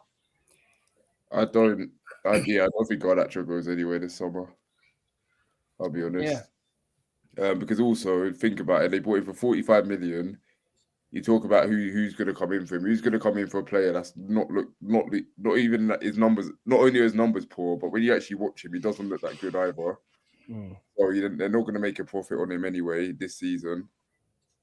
And the Alvarez stuff, I think is definitely PR. Because we all know as Chelsea fans, we're not silly now. We know these guys long enough to know that they wouldn't buy a player who's going to demand that much wages and it's going to cost that much, and also that however much old, 26 years old. Like they're not going to sign him. Yeah, so I think it's PR. Is that are you referring to the Hendrick? Oh well, Hendrick. Even then, I don't think. No, I'll talk about Alvarez, but yeah, Hendrick. We're not getting Hendrick either. I don't think that. Is Hendrick on high wages? I don't think he's on high wages. I don't think Hendrick is on high wages. But he's staying at Real Madrid. He's doing well now in France, isn't he? So I think he's going to go back to Palmeiras, Esteval could be interesting. They can make that happen. Yeah. That would be good for me. In a ideal world, we sell Nicholas Jackson to Atletico Madrid. We loan them Garnacho, and then we get Alvarez. So, That's my dream world. so I'm going to ask you guys on the panelists, do you think that we'll be selling Badashili and Tosin in the summer, and Jamie Gittins and Jorgensen and Badashile's gone. Badashile's gone. Badashile, I think he's to go, yeah. He's Yeah. definitely gone. What about Tosin. Trevor Chalobah? Tosin is going as well. If we get another centre back, Chalobah may go. I think Chalobah might be the only one that's safe. And Chalobah, Fofana. Those are the only two I could see staying. Tosin, if they can find someone to even spend $5 million, they'll get rid of him in a heartbeat because he's pure profit. I don't know how true this is, but yeah, my bad, Tosh.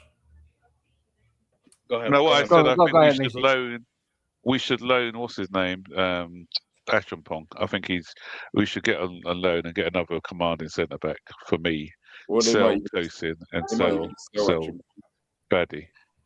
Well, we're going to get our Bournemouth centre back, aren't we? We're going to get our Bournemouth centre back in the summer. Do you really haven't Bayern Munich shown interest in Achimpong though? Are you not Bayern Munich like when they come to taking Chelsea players away from us? They've done it with obviously Musiala. They've done that with him. They obviously like our young players. I think my worry will be if we let him go to Bayern Munich, mate, he'll enjoy it so much at Bayern Munich that he'll probably want to stay there. It'll be one of those ones, won't it? For someone like Bayern, we need to loan him in the Championship. Sorry to butt in for it. Hey, Tosh and DJ and Messi, could you just take over the show for me? I'll be 2 minutes here. I've got to go sort something out for me. I'll be 2 minutes. Yeah, no worries. Yeah, just take. Yes. What happened? 1-1. Lewis Potter. Oh, let's go. Yo, it's Lewis Potter. Let's go. Brentford scored. Did you guys say 1-0? It was all. Well, Yeah. I haven't even seen the game. I've got the game on here. It was all Brentford. It's for a long throw, apparently. It was a long brilliant, throw. It was a long brilliant, throw. What brilliant. the fuck? Yeah, and Odegaard's got injured as well. Wait, do you remember Brentford's first game in the Premier League was against Arsenal? Yeah. This is like just like. Oh my gosh. No, we don't Arsenal like that. Arsenal got done by an Arsenal long throw. Can you believe it? They'll get like a Set pieces, man. Set pieces FC being done by FC. Yeah, they're gonna do a set piece. They're gonna do the That's dark. Guys, let's not get carried away. We know what they're like. They'll get a lucky last minute like set piece goals. So. They have 25 minutes left, so that's plenty of time to get two, 3 corners. I've been watching the game. Apparently Brentford have been playing well. Yeah, I've been kind of like watching it like the last 20 minutes, and it seems like Brentford's been on the ball a lot for like the last 20 minutes. Yeah, Brentford deserved that. Since the goal, Brentford have been on top. Yeah, they've been on the ball. Yo, is Lewis Potter Cobham Academy? I feel like he is. He is. I think he is. Yeah. Yeah, he is. Yes, he's from. Yeah, Lewis Potter. He's a good player. I'm not suggesting we sign him, but he's a good player, to be fair. Yeah. That's crazy. No, Bobby. Hull City Academy. Hull City? Okay. That makes sense. Okay, brother. Oh, that might Hull. We got Liam Rosini, we got Liam Delap. We're turning into Hull. Instead of Brighton, we're turning into Hull. Yo, if we lose to Hull, and you know what? Liam Rosini seems like the type of guy that he wants to play like a really strong team against Hull because he just wants to like shit on them for probably whatever happened back in the day. I don't even know if he left on bad terms because that was his first gig as an interim for Wayne Rooney. So, like, do you think he's one of those type of guys that's just gonna do a bonehead move and put our best 11 out against like a undermanned Hull? Nah, I think he'll use this as an opportunity. No. Okay. So, getting to that point, it's very, very difficult to predict lineups as a Chelsea fan. We all know that. I think no one thought Achapong was gonna start a center back last game, right? So this starting 11. What would you guys like to see, and what you think is gonna like? Actually, I want to say, what do you think is gonna be coming out as a? I'll quickly do mine, and then you guys can tell me what you think. I think it'll be Jorgensen in goal. I think it'll be Achimpong at right back. Is he fit? Is Jorgensen fit? Oh, is he not fit? Wasn't he injured? He was injured. Okay, he wasn't on the bench yesterday. Sanchez in goal then. Achimpong right back. I'd start Mamadou Sarr and Badiashile. Hato left back because we haven't got anyone else. Again, midfield, we haven't really got many options. So I'd go Santos and Enzo. In the number 10, I'd go Esteval. Right wing, I'd go Neto. Left wing, Garnacho. Striker, Delap. Yeah, I think he might be. I think he might be because Gittins is not an option right now. Oh, Gittins is injured. He's injured. Um, Yeah. Lavia's You know back. what? and Pedro needs a rest. Guys, Lavia's back. So the only change I'll make, Dubes, is I'll take out Caicedo and I'll put Is Lavia. Lavia gonna- is He Lavia doesn't gonna start. I didn't have Would you Caicedo. give anyway. I Lavia didn't have 90 or Caicedo. No, he has Enzo. He has Will Oh, you Enzo. start Enzo Lavia? and Santos. Santos. Okay, So you'll start Lavia or bring him on? I'll start. him. No, he Is doesn't Lavia at the, start. so is Lavia at the stage where we think he can actually start again? 'Cause He's I know, back to full fitness. He's back to Yeah, full 'cause we- fitness apparently. Yeah, because Receivers Yeah. said, didn't he? He's only going to pick. He's going to make sure I when he's prefer back to starting. normal, when he's Yeah. going to drop out, there's another injury again. I feel like if he's going to Not start, with Mez, though. I think he should start, yeah, and then you bring him off. You give him 50 minutes or how much he could take. yeah, That's what I think. I agree. Because imagine you bring him on and he breaks down again. You know, you rather him come start, and if he's not, he comes off rather than. Yep. Yeah. Yeah. That's Like, what Talking about because obviously, Dube, you were saying obviously we got to play Hato because that's all we got. Do we know anything about No, Cucurella yet? he Because said- today he said- we were going to find out, wasn't we? He said in his press conference he definitely wouldn't be ready for Hull, but they said they're going to assess him. Yeah, but I thought they were said today we were going to find out more about how long he's going to be out for. Oh, right. Well, yeah. All I know is that he won't be playing tomorrow, but I don't Yeah, know. definitely won't be playing tomorrow. I I hope reckon, it's not a if long I'm term. going to make Yeah. a prediction, I reckon he won't make Burnley, but he'll be back for the next game. If I'm going to make a prediction. Right. Okay. Yeah. interesting. Yeah. But we'll see anyway. But if the thing is, right? Would you put Eminalo there? Would you try him, or was it too Who? even on the bench? Who? Eminalo. I'll be honest, Eminalo's son, You right? don't know who he is. He's Eminalo's the son of the Michael and the Eminalo. Apparently, by all rights, he's been playing really good for. He's a left back or left wing back, and he's been playing really well in the development squad. I've seen him a couple of times. He looks really good. But obviously, it's a big game to stick him in for a debut. Maybe on the bench, possibly. Yeah, I have another question for the Yeah. panel.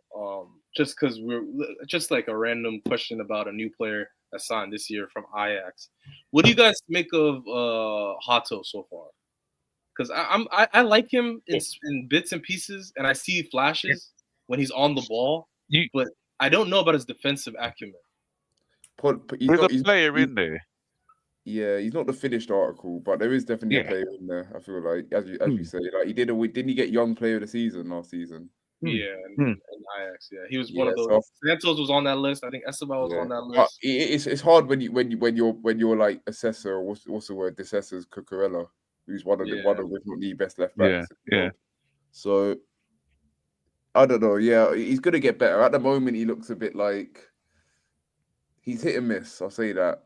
Yeah, he's hit and miss. He's going to make mistakes. He's still 19. He's coming to a new country, and he's not. His season's been stop-start as well. So he's going to be making mistakes. But as I said, what you can see from him, there's definitely potential there, and he's not quite ready yet for me, but he will be in 2 or 3 years' time. I think he's going to be. And I think he's safe in terms of like him going on the market. I think he's going to be here for a while, personally. That's just he will be. Yeah, they're not going to get rid of that. Yeah, they invested a lot of money in him. They know that he's gonna come good at some stage. He's not like someone like a Badia Shield who's been here for so long and you haven't seen an improvement. That's different, because if you were seeing the stepping stones with some of these players, then you would want to persevere with them. But you're not even seeing that with a Badia Shield now. How old is he now? 24, 23? Yeah, but Badia Shield, I don't know what happened to him, but I think I don't know, Meezy, can you agree with me? I think we talked about this before. I think we talked about it plenty of times, but that first season he came in, was that under Poch? Potter, no, Potter. Potter, and then whoever took over. I forget at this point. Lampard. But was it Poch that took over? No, it's Potter, then Lampard, then Potter. Lampard, yeah. For some reason, that season he played pretty well compared to his... You know why? He had Silva next to him. Oh, you're right. He did have Silva next to him. He had Thiago Silva next to him. He was sort of when he played next to Silva, I thought he played quite well, because obviously he needed. And I sometimes I don't think it's even the fault of the player, because if you look at him, he's somebody who hasn't had that direction of as a centre back. Because if you look at But I'm going back in the day when John Terry first emerged from the Chelsea team. He had someone called Desai next to him. Yep, and Desai Leboeuf. was showing him the He was a ropes. captain too. He was a Yeah. big-time captain. Exactly.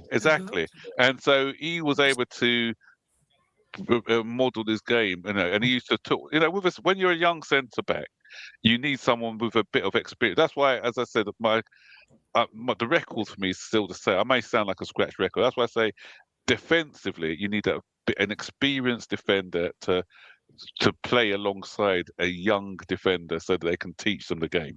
Yeah. Okay, I've played in defence when I used to play ball back in the day, and when I was playing when I was a bit older and I was playing with the younger ones, I'm telling them where to go, when to push out, when to do it. So they're learning the game under my tutelage. So because they're not experienced enough, they're not ready to read the game as yet at their age. They need that guidance. And had he had that guidance, then I think, he would be a much better player now. But he just looks like we have a lot of what we call.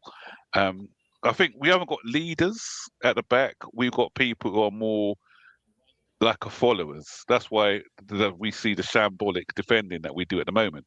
If we had someone who's more of a director rather than a supporting cast, then we'll be a lot better. But we've got a lot of supporting cast with no main director at the back, and that's the issue. Max, you make a good point, because there's the argument you can make is, well, they signed Tosin. He's 26 or he's 27, right? So he's that experience that the club has, at the center back position to pair with, a younger center back.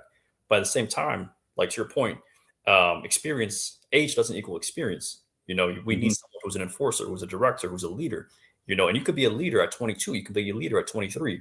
Doesn't mean, you have to be 28 to be a leader, because we have, Uncle Tosin who's out there, and, we see how shambolic his defending has been this season.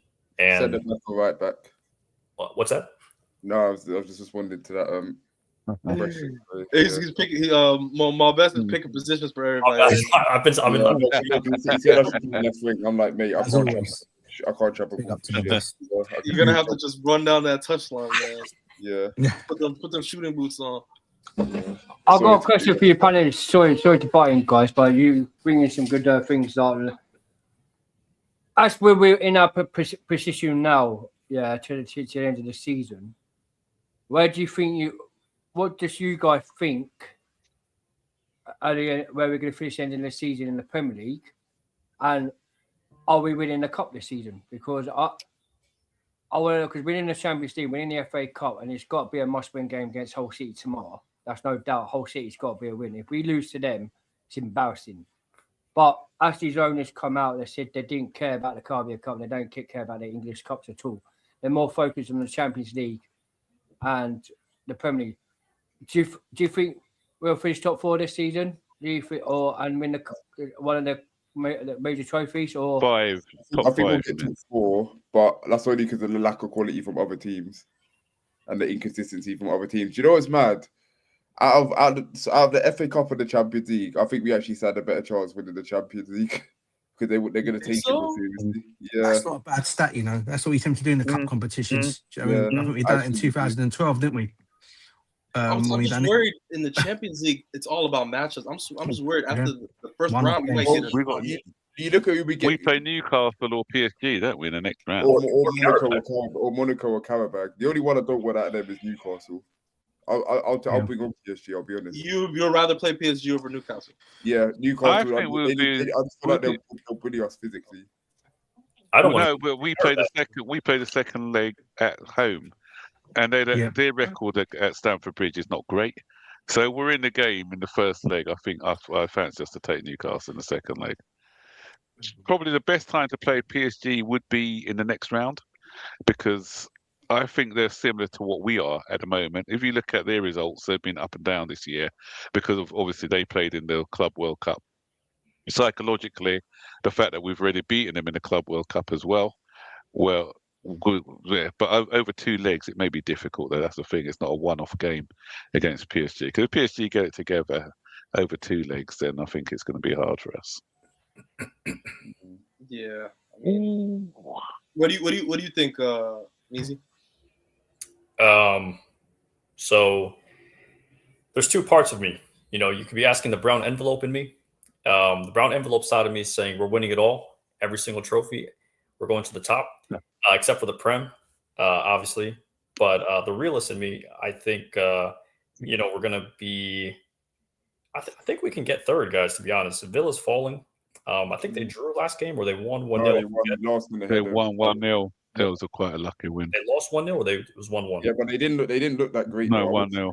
1-0. They look poor. Yeah. Yeah. So these guys are falling like flies. So I'm not too worried. And, you know, our Prem form has been pretty straight since Liam's come in, you know, and I talked to Dan last week, or was it this week, Dan?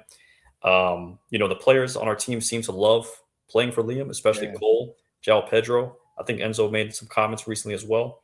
So, you know, when you have a boss that you like playing for, it just makes things a lot better. And they just, even from a workplace standpoint, you know, I'm sure we all, you know, have jobs, and, you know, when we go to work and we have a good boss, you know, we tend to, you know, do better at work or just feel better at the workplace. So just applying that logic to, you know, the football field, you know, it's good to have players that say that the playing under this coach allows them to be more free and more dynamic, especially our best players. So that's things I like to hear. So I do think we are going to be flying up, you know, the table.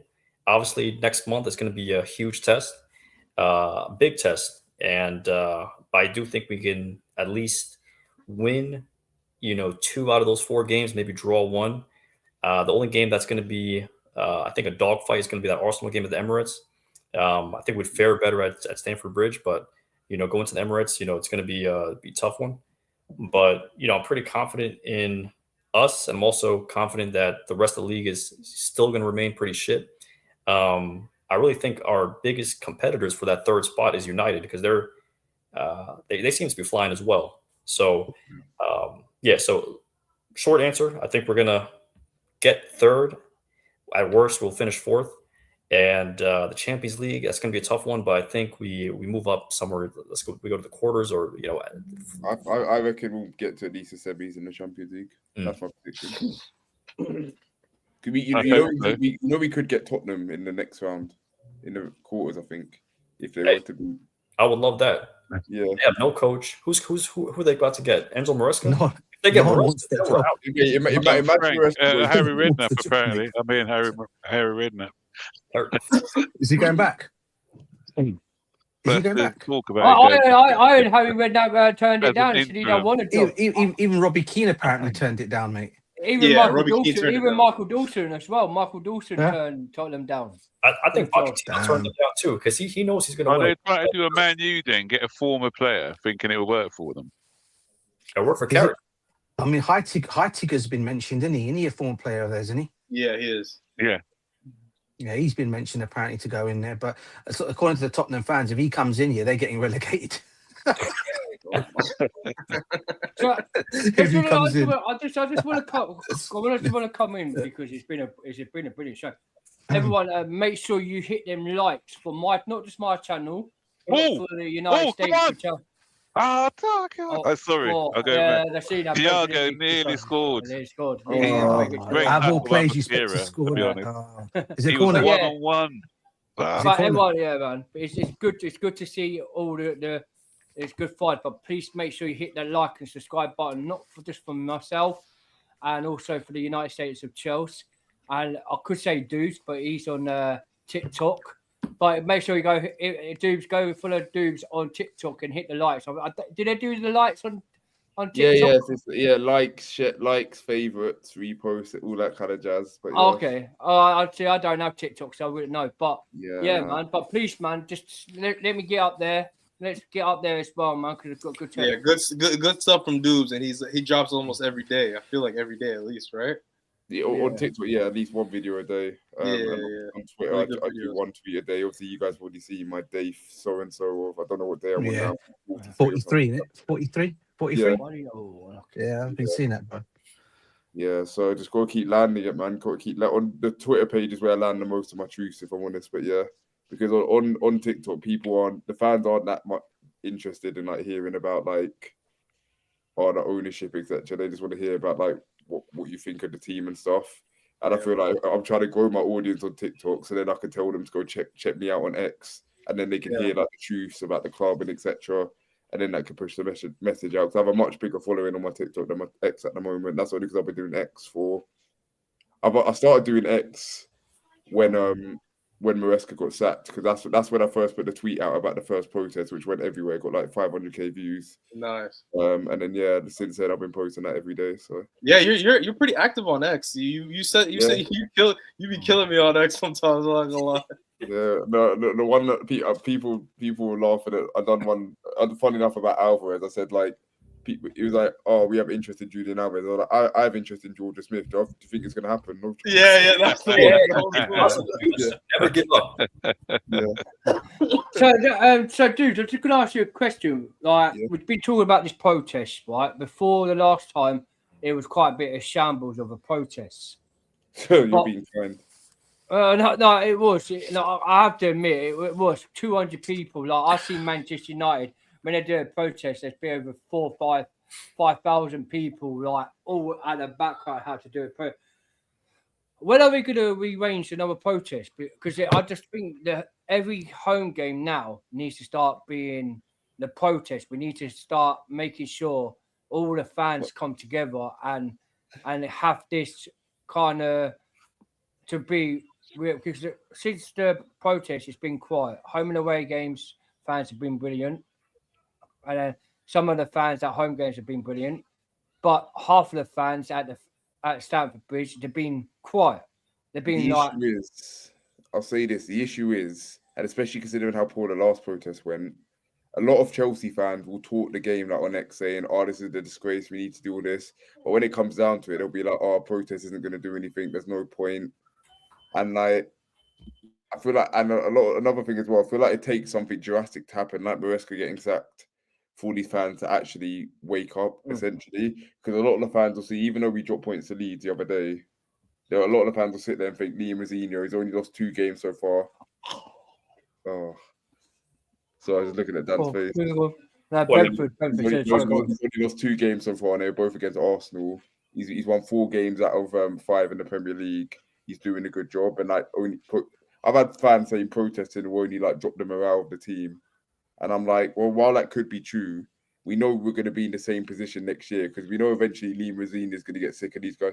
No, stop! You keep giving my hopes. Sorry, yeah. There are 2 chances. Oh. 2 chances, yeah. Well, no, because if it goes 2-1, I'm going to jump off this chair. Like when United scored that goal the other day, I screamed. But you know, Arsenal being lucky though. Brentford should be winning this game. Brentford have been all over Brentford had chances. Thiago should have been hitting the target there. Was it Thiago? No, it wasn't Thiago. Go on. It was Thiago. Go on. Yeah. Oh, you should Oh, he missed. He missed. Right, you guys are well behind me. You guys are behind me. It's another chance. It's another chance. No, you're behind me. Man, you guys are behind me. No, you're behind me. You're on the 90th. I'm on the 91st minute. I think you're watching on the screen. I'm on the 92. I'm 91:30. Wait, how much added time is there? There's like 5 added. 5 added. But I'm on a 92 minutes. Just now I'm 91:30, 91:40. I'm like 20 seconds behind you. No, you're a bit behind me because I'm doing that before you did the chance when that. Yeah, I'm ahead of you guys. Fans need to come on, Brentford, man. That's all I need to say. The fans on next. Oh no, Arsenal through now. No. They're gonna win it. They're gonna win. No. Oh, great save! Great save! Good save. Yeah, I've seen that. Good save. Brilliant save. Brilliant save from Brentford. Is it corner? No. It's down the other end now. Brentford This is a brilliant game. End-to-end stuff. If Arsenal wins this now, they don't deserve to win this. As Victor Eucharist come on, he started this game. He started. Has he been playing this game? I've been watching the game. Has he been playing? Crap. Shit. Oh well. Oh, you know what? I'm watching this game. I'm looking at this game now, right? And that's what I'm saying. Mosquera, he's a brilliant defensive performance, and he's only 21. This guy. Yeah, he's young. Yeah, because he's great. He's a great player. We was in for him as well, weren't we? We was in for that. Guys, I got AFTV on. Oh, funny. Yeah, I love their And reaction. they're fuming. I love it. And they're Yeah, fuming. who was it that missed? Was it Martinelli? Yeah. Martinelli, was it Martinelli? Martinelli missed the sitter. No, it's Yeah, Timber. yeah, Timber. yeah. Timber. Was it No, Martinelli? Timber. It was Timber. Oh, No, Yeah. Timber ran Oh free. yeah, and Martinelli had the Timber shot. laid it off. Timber laid it off. I'm Was looking. it Martinelli I'm had looking, the shot? Yeah, it Wasn't was Martinelli. It was Martinelli. Martinelli.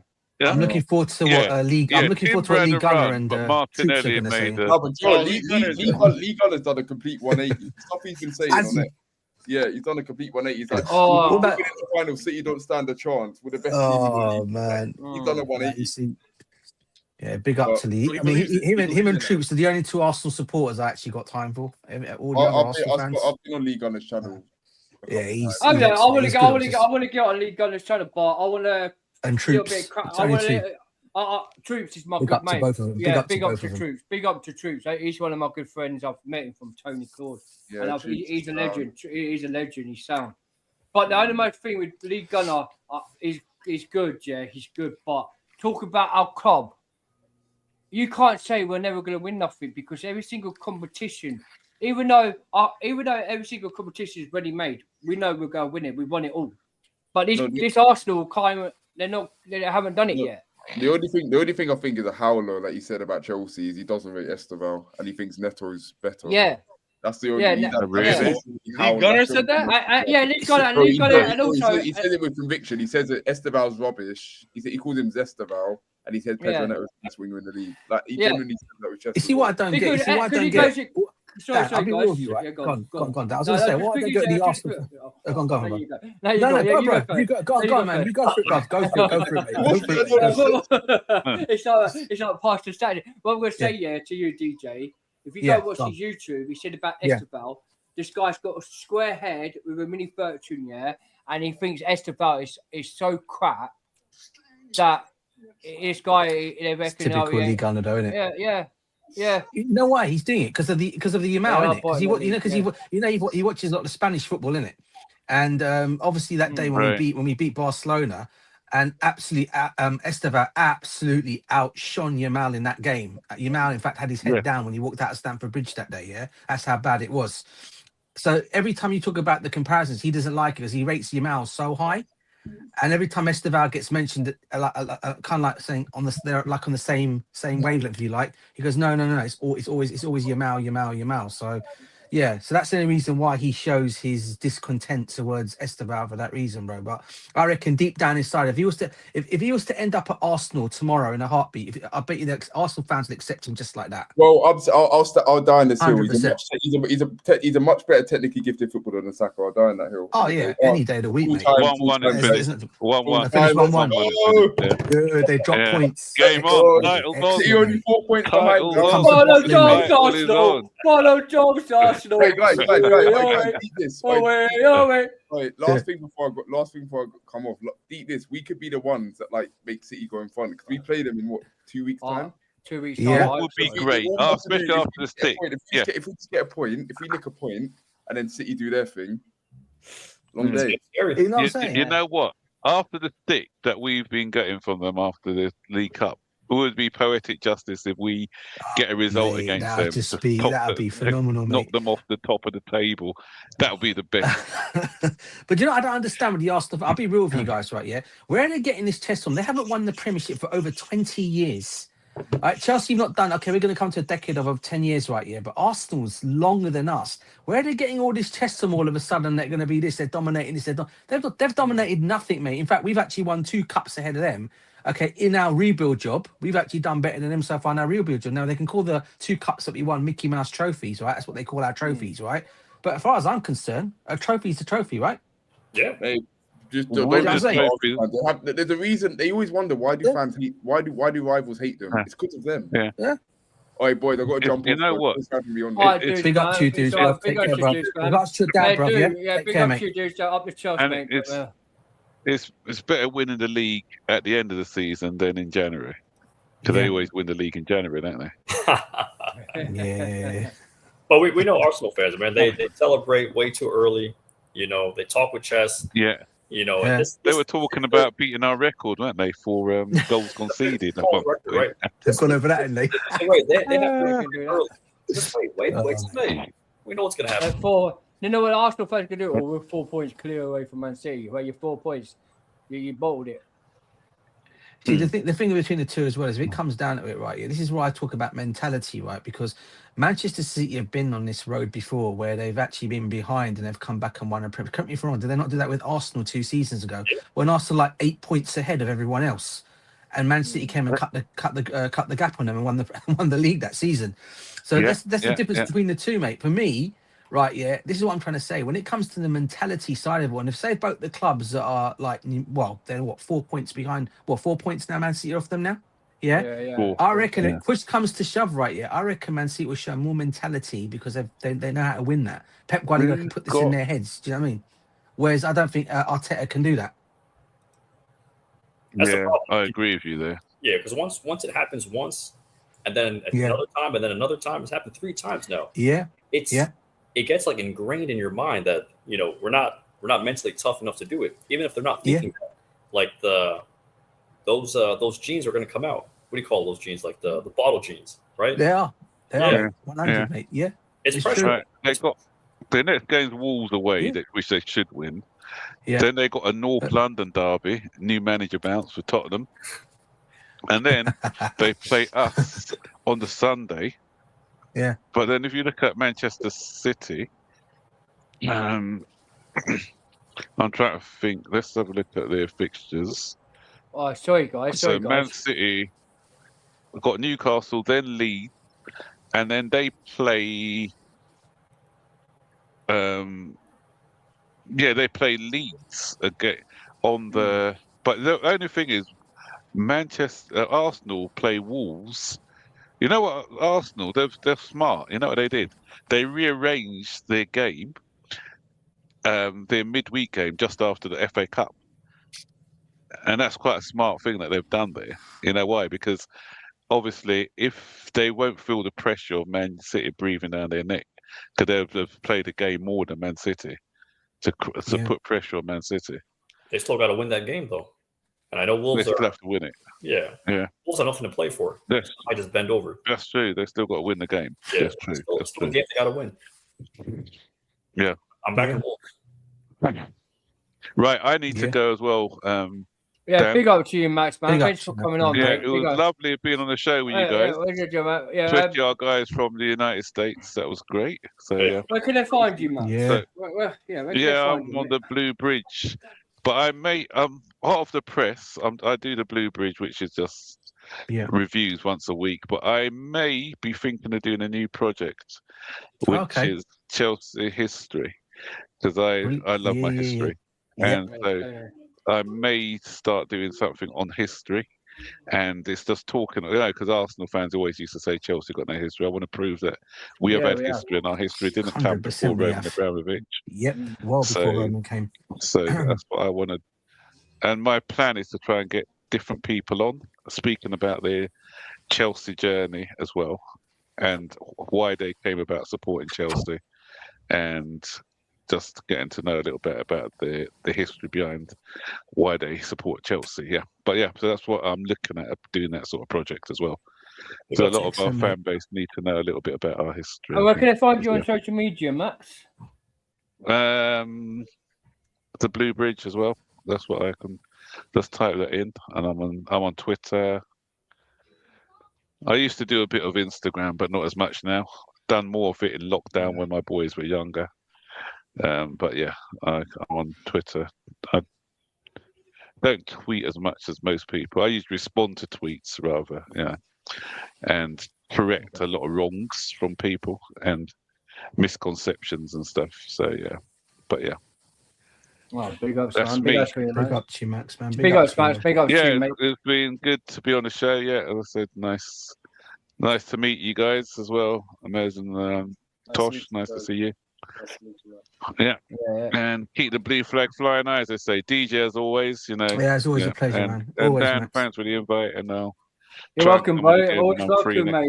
Time. It's nice to have you on all the time, mate. Big up, man. All right, and everyone on the chat, thanks. It's been really quite interactive on the chat. It's been busy. It's been popping off on the chat. So thanks for the support of the channel.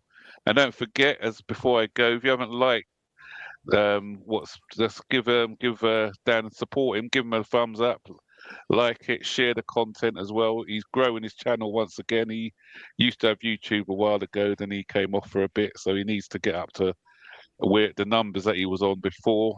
And so just support my boy Dan, and just up the Blues.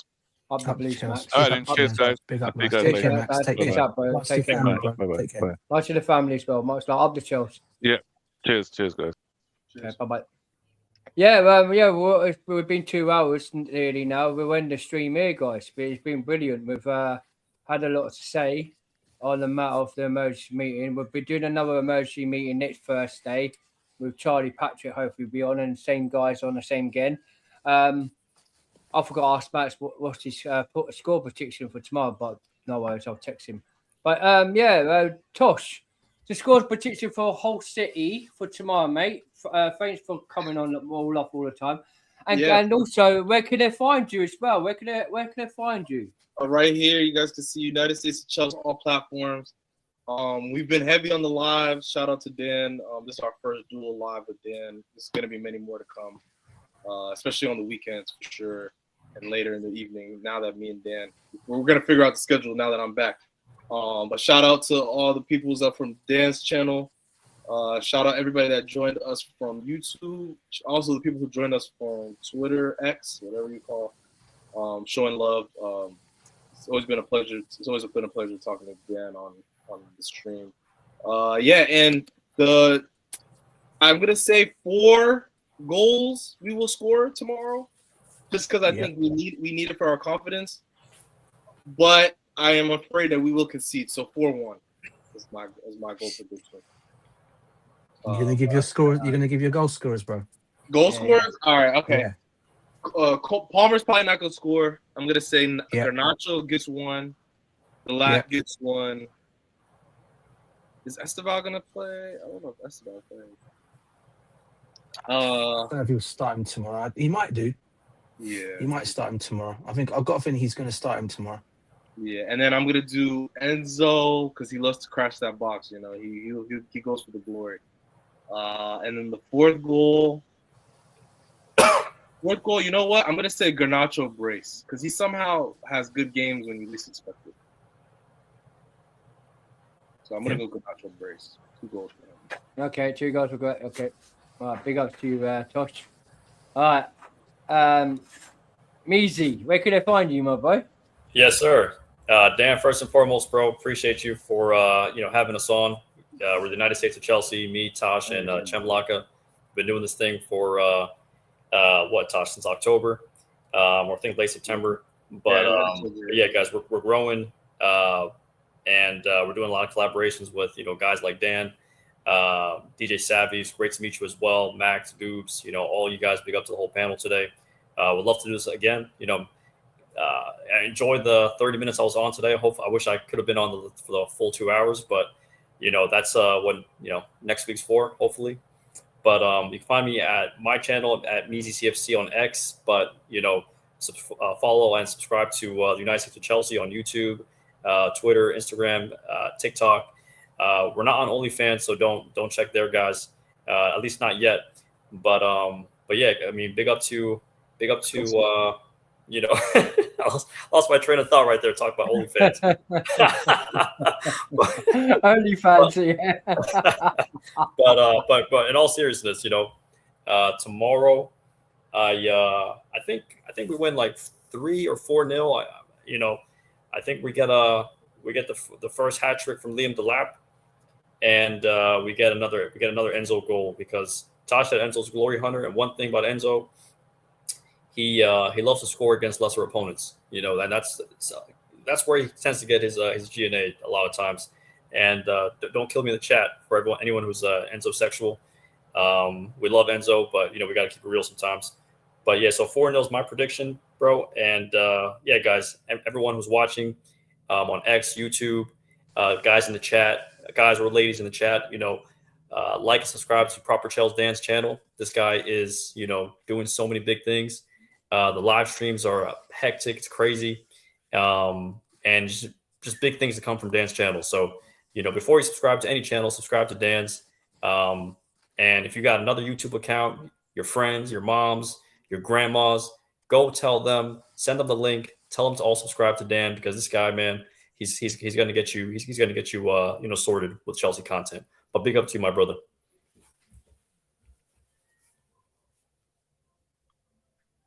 Big up to you, my boy, man. Thanks for all that, man. Yeah, and everyone, before I go do anything, yeah, I've got my bro DJ Sav. He's proper old Chelsea, yeah. Yeah. I'll go on. I'll say afterwards. Go on, DJ, bro. Where can you find you? Listen, bro. What can you do with the DJ mix?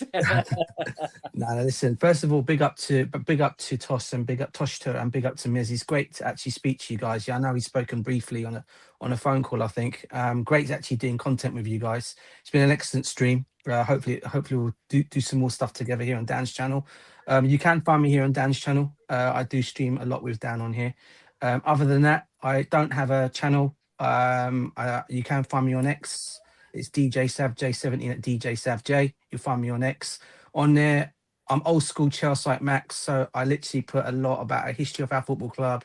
I put a lot about any kind of information I get on our football club, on whether it's transfers, whether it's all news like that. You'll find all that information on my X channel. So yeah, if you guys are along and you want to go and have a look, please do. And have a follow, and that would be great. But yeah, Dan, as always, it's a pleasure being on here with you, man. And everyone in the comments, like we said already, please like and subscribe to the channel. As I said, Dan is building his channel again, as Max said before. Where he was before he stopped YouTubing, he was really up there. So we want to get him back to that again. And also to both these guys as well, who have come on from the United States to Chelsea. Please big these guys up as well. Go and subscribe to them as well. They, as you can hear from them on here, they deliver excellent content. So go and follow them as well. And as always, it's a pleasure chatting to all of you, man. Big up DJ Sav, man. Big up, bro. We need that Liam, man, remix. It's coming. I know once we beat Arsenal, and a bit of Liam he's going to start supporting Liam. He's not there yet, but give Dan some time. Can I say one more thing? I know Meezy's going to stay on, but I have to get off real quick. I'm going to just say one more thing. Shout out to Dan.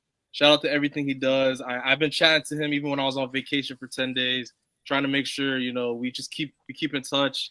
Thank you for the dual stream and the idea of the dual stream. So this is all up to Dan. I'm going to give him the credit for this one, and hopefully going forward we can continue this in the future, and we'll try to bring him some of our United States fans, and we're going to expand further in his world as well. Thank you also with DJ Sav. Thanks for Meezy for joining. I'm going to hop off, but I just want to say that. Big up to you, bro. Thank you, guys. Big up to us, man. Take care, mate. Take care. Big up to you. The only most thing what DJ's forgot, you guys. What did he do? Oh, my scoreline. Oh, sorry, guys. Listen, I'm gonna go at the two guys. I'm gonna say 4-0 as well tomorrow. I don't usually, guys, I'll be real with you, Mizzy. I don't usually give scoreline predictions. Dan will tell you that. But he puts me on the spot a lot now on it. So I'm just gonna say 4-0 tomorrow. Goal scorers wise, I'll go with Enzo, I'll go with Garnacho as well, Liam Delap, and I'm gonna go with Esteval my 4 goal scorers tomorrow. No, big up to you, DJ. Well done. It's about time we got somewhere in the end. Got you there scoring. But yeah, also, as everyone knows, DJ and my boy Alan, he could make it on tonight. He's as you know, DJ Sav and my mate Alan, Big L, they're both co-hosts, my co-admins. So you can remember, these two are my co-admins. So if I'm away, I wish to allow him to take over the show, or if it would be Big L. But because like these two, or if I have Tosh and Meezy, because I'll have them also take over the show. But everyone, much love for the support. Everyone, like even Daniel Knight, Tess Domi from X, big ups to you, mate, from X as well. Ivan Dodd, is it Dodd? Big ups to you as well, mate, for that, mate. Coming and supporting the channel always. Doroth, is it Didi Pregolato? Pregolato. Yeah, Dede Pregolato. Big ups to you, mate, as well. Yeah. My both fundamentally blue. It's dude. Is that your second account or something?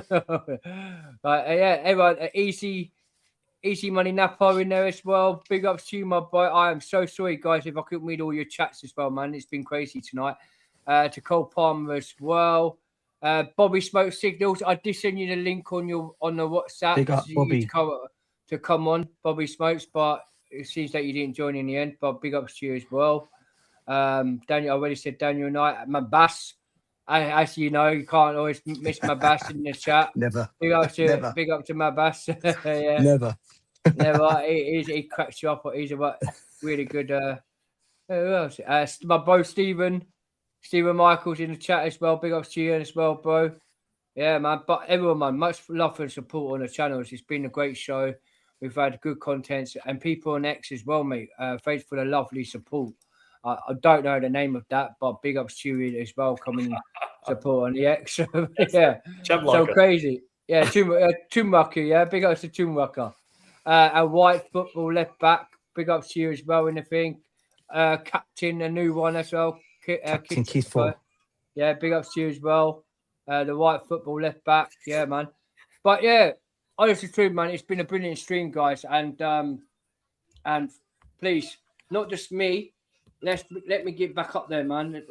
Come and support my channel always, and not just that. Go support the United States of American football's Chelsea, because these guys don't just do the content; they do excellent stuff. They don't just sit in the office and having their cup of tea talking about the football. They actually go out and do the fans for Chelsea, like what they say, like they're only fans, not like the women's team, like talking about the women. It's all about the Chelsea. They go to the pubs to watch the games, or they talk about different kind of fans. It's been brilliant. I've watched all your YouTubes and they're amazing, especially the whole different rifle fans, like West Ham likes when they're watching it. It's like, I've seen that. Yeah, I subscribed to both on the channel. They've got some good stuff on there. Really good stuff. Yeah, you've got some really good stuff on there. Really good stuff on there. Johnny Blue, big ups to Johnny Blue as well, mate. Big ups to you in the building, in the chat. True TV, big ups to you in the building. Much love up to Chelsea. Yeah, so my I'm not gonna go stupid like these two. My prediction score for the game for Hull is going to be 2-1, and it's going to be we're going to concede a goal. Yeah, because Leon Mustard is going to rotate probably like 9 or 10 changes again tomorrow. We might see in the FA Cup. It might be won't 10 concede. But I think we'll concede one goal. And I'm telling you, you don't trust the defense. But DJ, Measy, you know as well. When I come on your show, yeah, out the 4 out of 1, my score predictions have been right. And Leeds United, I said we'll win 3-2, but it drew 2-2, didn't it? But I was close. Cole Palmer in the finish that time. But Dan, to be fair, bro, we didn't concede against Charlton. We thumped them 5-0, bruv. And we didn't concede. Yeah, but that's Charlton. But Holland put Charlton in the same division, right? Yeah, but did you not hear Leon Wester's press conference? I love Hull. Yeah. I know. You know what I mean? I don't rate the manager. He's doing. I'll give him the potential. He's doing. You don't rate him. I don't rate him. I don't rate him. What's he want? Nah, bro. I get what you think. Saw a new manager bounce, yeah? Is it all manager bounce, is it? New manager bounce, like what Man United do with Michael Cope, but they drew against West Ham. The guy couldn't cut his hair. But they're changing it. The Man United fan goes, I'm going to cut my haircut. It's 5 quid on the bounce. Well, it's only 2 out of 1, isn't it? He didn't cut his haircut in the end, did he? No, he didn't, mate. He didn't. Oh, mate. But the difference is United are going to go and get a world-class manager in the summer, bro. We're not. Of course, yeah. So, well, how do you know? So what I mean, DJ? What do we expect? What do we expect? Dan, we have no choice. How can you not wait? What's not? I'll tell you what, in Manbashia, why I don't wait him. What the heck is that manager won in his whole career? Ask the question. If no one can't answer the question, then how could you wait him? He's never won the Champions League as a manager. He's never won the FA Cup as a manager. He's never got close to fair dues. For Hull, he got him promoted. Nearly got him promoted to the Championship, into the Premier League, but he got sacked from that. So he didn't win no Championship, didn't he? Win no Championship, no. He's never won a Carabao Cup or anything. It's just his first time he's been in charge of a big club, but everyone's rating him as a great, successful manager. We've heard this so many times with Enzo Maresca, who won the Championship with Leicester. So who's better, Enzo Maresca or Leon Westler? He has 3 trophies. Yeah. So there you go. You know, but I didn't rate Enzo Maresca. He didn't have a plan B. But in the day, he won us a trophy, and trophies in a day counts, don't it? But, yeah, I think a lot of the Racine, doubters, and I can understand why. Is I think he had a chance to go and get us into a final, and he blew that completely in the second leg against Arsenal, didn't he? In the League Cup. Yeah, I think. Big up how we got there. Big up, Al. Big up to you, bro. Big up. Yeah. But yeah. Had he gone with that team, I think. The thing is, for me in that game, guys, I knew you were going to go. For me in that game against Arsenal, right, we could have taken that game. We could have beaten Arsenal had he gone with the right lineup from the beginning of the match. I don't know why you leave Estevao and Cole Palmer on the bench. Had he started those two, gone 1 or 2-0 up possibly, and if you want to make the changes in the second half and just defend what you've got, then do that by all means. No one's going to hate you for defending a lead after that.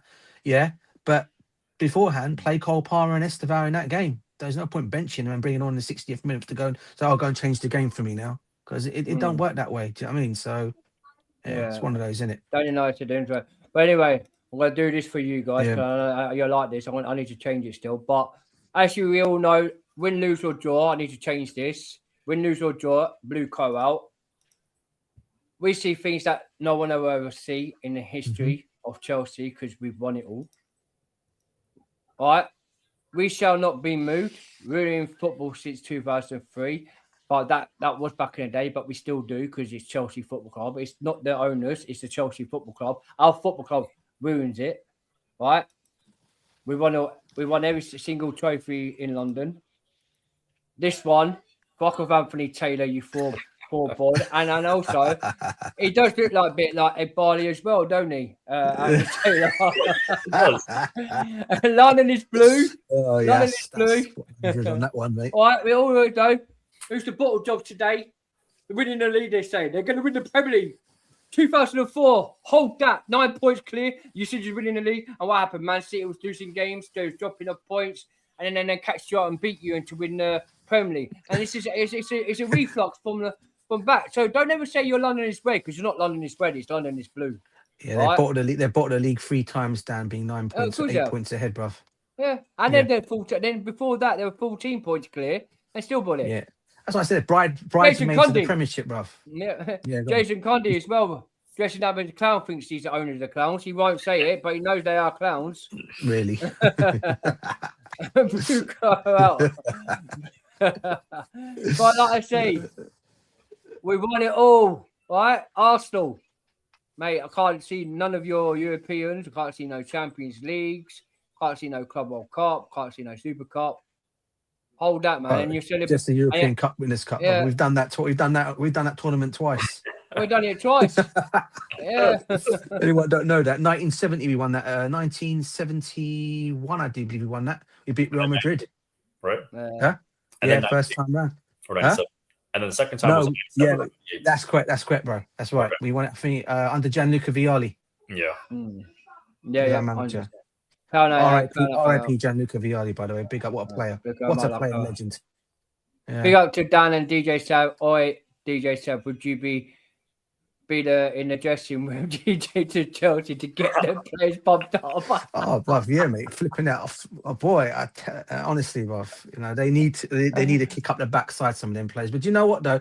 I'll be real with you guys. I don't think you need to kick the backside up to Reece James because I think he wants to win. He's a winner. Cucurella the same. Yeah, Cole Palmer's the same. You don't need to give these guys kick up the backsides. What you need to do is go upstairs to the ownership and give them one big boot out and say, you know what, you guys need to start changing things or just get out of the football club because they're the ones that are ruining it all, bruv. Let's be real. Do you know what I'm saying? Yeah. They're ruining everything. And it wasn't for Roman Abramovich, we wouldn't have been in that Club World Cup. And the thing is, they had the audacity to blame Roman for things as well. I can't go with that one, bruv. No way. Do you know what I'm saying? No. Even Ken Bates and Matthew Harding done things for us, and they were well before Roman Abramovich. Let's be real here, and we were winning trophies long before Roman. Roman just took us to other levels. That's all he did. 1998 Super Cup as well. 1998 Super Cup we won. Yeah. Time flies fast. Can't believe it's been 4 years since Chelsea won the Club World Cup. Yeah. He goes 4 years ago today, Chelsea won the Club World Cup. Can you believe that? Well done. Only Bass would have to remember that. But it's true, everyone from the HCA, it's true. Yeah, he did. Yeah. Well, I've got size 13 DJ, so I'll gladly do that. Bro. Yeah, mate. We've got to, mate. Go down, one boot up the back and get out. You know what I'm saying? 100%. Oh, mate. 100%. But yeah, I've just got to say something to you guys quickly, yeah, because as you know, Blue Coat are broke. They don't have money to spend, let alone give wages. They obey PSR rules to the books, okay? The three men at the top of Clear Lake Capital are Egbali, James Pade, and Joe's Feliciano, right? Late last week, Feliciano, yeah. Yeah, Feliciano. Late last week, industry publications Spotico reported that Feliciano, who sits on the Chelsea board, is among the investors interested in taking over Major League Baseball San Diego Padres. Well, you probably know this, Mercy. Padres. Yeah, that's the baseball. Yeah, easy. Yeah. The Padres, whose Spotico found at 1.7 billion, also a target for Everton owner Dan Viking, right? Viking is what his name is. This is the Everton owner. Yeah, the Everton owner. If the Feliciano does buy the MLB franchise, it will be in a private capacity rather than through Clear Lake. It will also extend the number of sports team in Chelsea orbit via the owners. As well, Chelsea and Strasbourg Blue Coat Room members Bowley and Mark Walter own the NBA's Los Angeles Lakers baseball, Los Angeles and Dodgers. Yeah. All right. So that's basically what the owners are doing to our club. So it's they're definitely got to be out of the club. But 2 hours and 21 minutes. But yeah, we'll run the stream, guys. But up the Chels. Measy, I know you've been on for 30 minutes, bro, but I will get you on for 2 hours, 3 hours. Right? Let's make it 3. You've been at work, in you. I would say a bit longer, bro, but I've got to get ready for tomorrow because I've got a busy day tomorrow. I'm going to the gym, so I've got to go tomorrow. But yeah, man, it's been a long, good stream, man. But big ups to everyone in the chat, man. Make sure you hit that like and subscribe. Not just my channel. People who are live on the United States channel, I know you've seen that as well. Go and do that. And people on X, big ups to you supporting it on X as well. If you don't know the YouTube channel, you'll find myself as PROPERCHELS / Dan, or just type in Chelsea Dan. You'll see my YouTube. And also, people like you, the United States of Chelsea on YouTube, it's not hard to find it. And also, CFC Mo is probably watching on the X as well. So he could actually put the copy of the YouTubers and send it onto the X in the chat and the X to give it to you guys to come and follow over to the YouTube channel. But anyways, up the Chelsea. Much also, love. Go and follow Max Burton as well on the Blues Bridge as well. Go and follow him as well. He's got some excellent content on as well. Yeah. Who's that? Max Burton. Yeah, Max Burton. Yeah, Max Burton. Yeah. Yeah, I forgot about Max Burton. Yeah, 100% right, Max Burton. Oh, Dan ain't going to his gym in the outside garden. Well, I've got a gym in the garden. What? Is that your gym, Dan, in the garden, bro? Yeah. But no, definitely good. I'm going to gym tomorrow around 1 o'clock with my brother-in-law. He set me up. There's a new gym just come out, and he set a membership with me there. Oh, okay. So yeah, man. So I'll be doing that tomorrow. But flipping out, there's loads of people views, man. More comments coming, bro. You got more comments coming as well. Loads. They don't want me to go off, mate. I've got to end the stream, mate. I want to see about 3 hours. Brothers, I gotta drop. You know, big up to you, bro. Big up to you, man. I'm gonna end the stream now, anyway, Measy. I'm gonna end the stream anyway. Anyway. Let me know when the next one is, bro. You said next week. I've got one on Saturday for the reaction. All right, so reaction on that for the whole City game, FA Cup. Yeah, true. Then after the FA Cup, we'll got a whole week off, haven't we? So there's nothing going on in the week. And I'm doing a watch song tomorrow, so people tune in for the watch song for the whole City game tomorrow. And I've also found out how to add videos to the Prims now. Okay. Oh no! So basically, what you need to do on Prims on the video is on Ninja. If I'll make a room. Yeah, I'll send the link to you. You add that room. You got to be ready with your camera. Then I'll copy and paste it, and I'll put it onto my thing. But yeah, I'm fit for now. Big ups to everyone. Big ups to this guy, Emission 70 OG Dan. Big ups to you, mate. You savvy. I'll see you guys, bro. Yeah, big ups to you, Take care, man. bro. Take care, mate. Take care. Take care. Did you talk about Cole Palmer Smith? Yeah, we have done, mate. We've done all that. But yeah, man, DJ, I'm gonna end the stream here, mate. Yeah, come on, it's gone crazy, stay man. for a while, ain't you, bruv? Yeah. Big up to everyone, man. Up the Chelsea, man.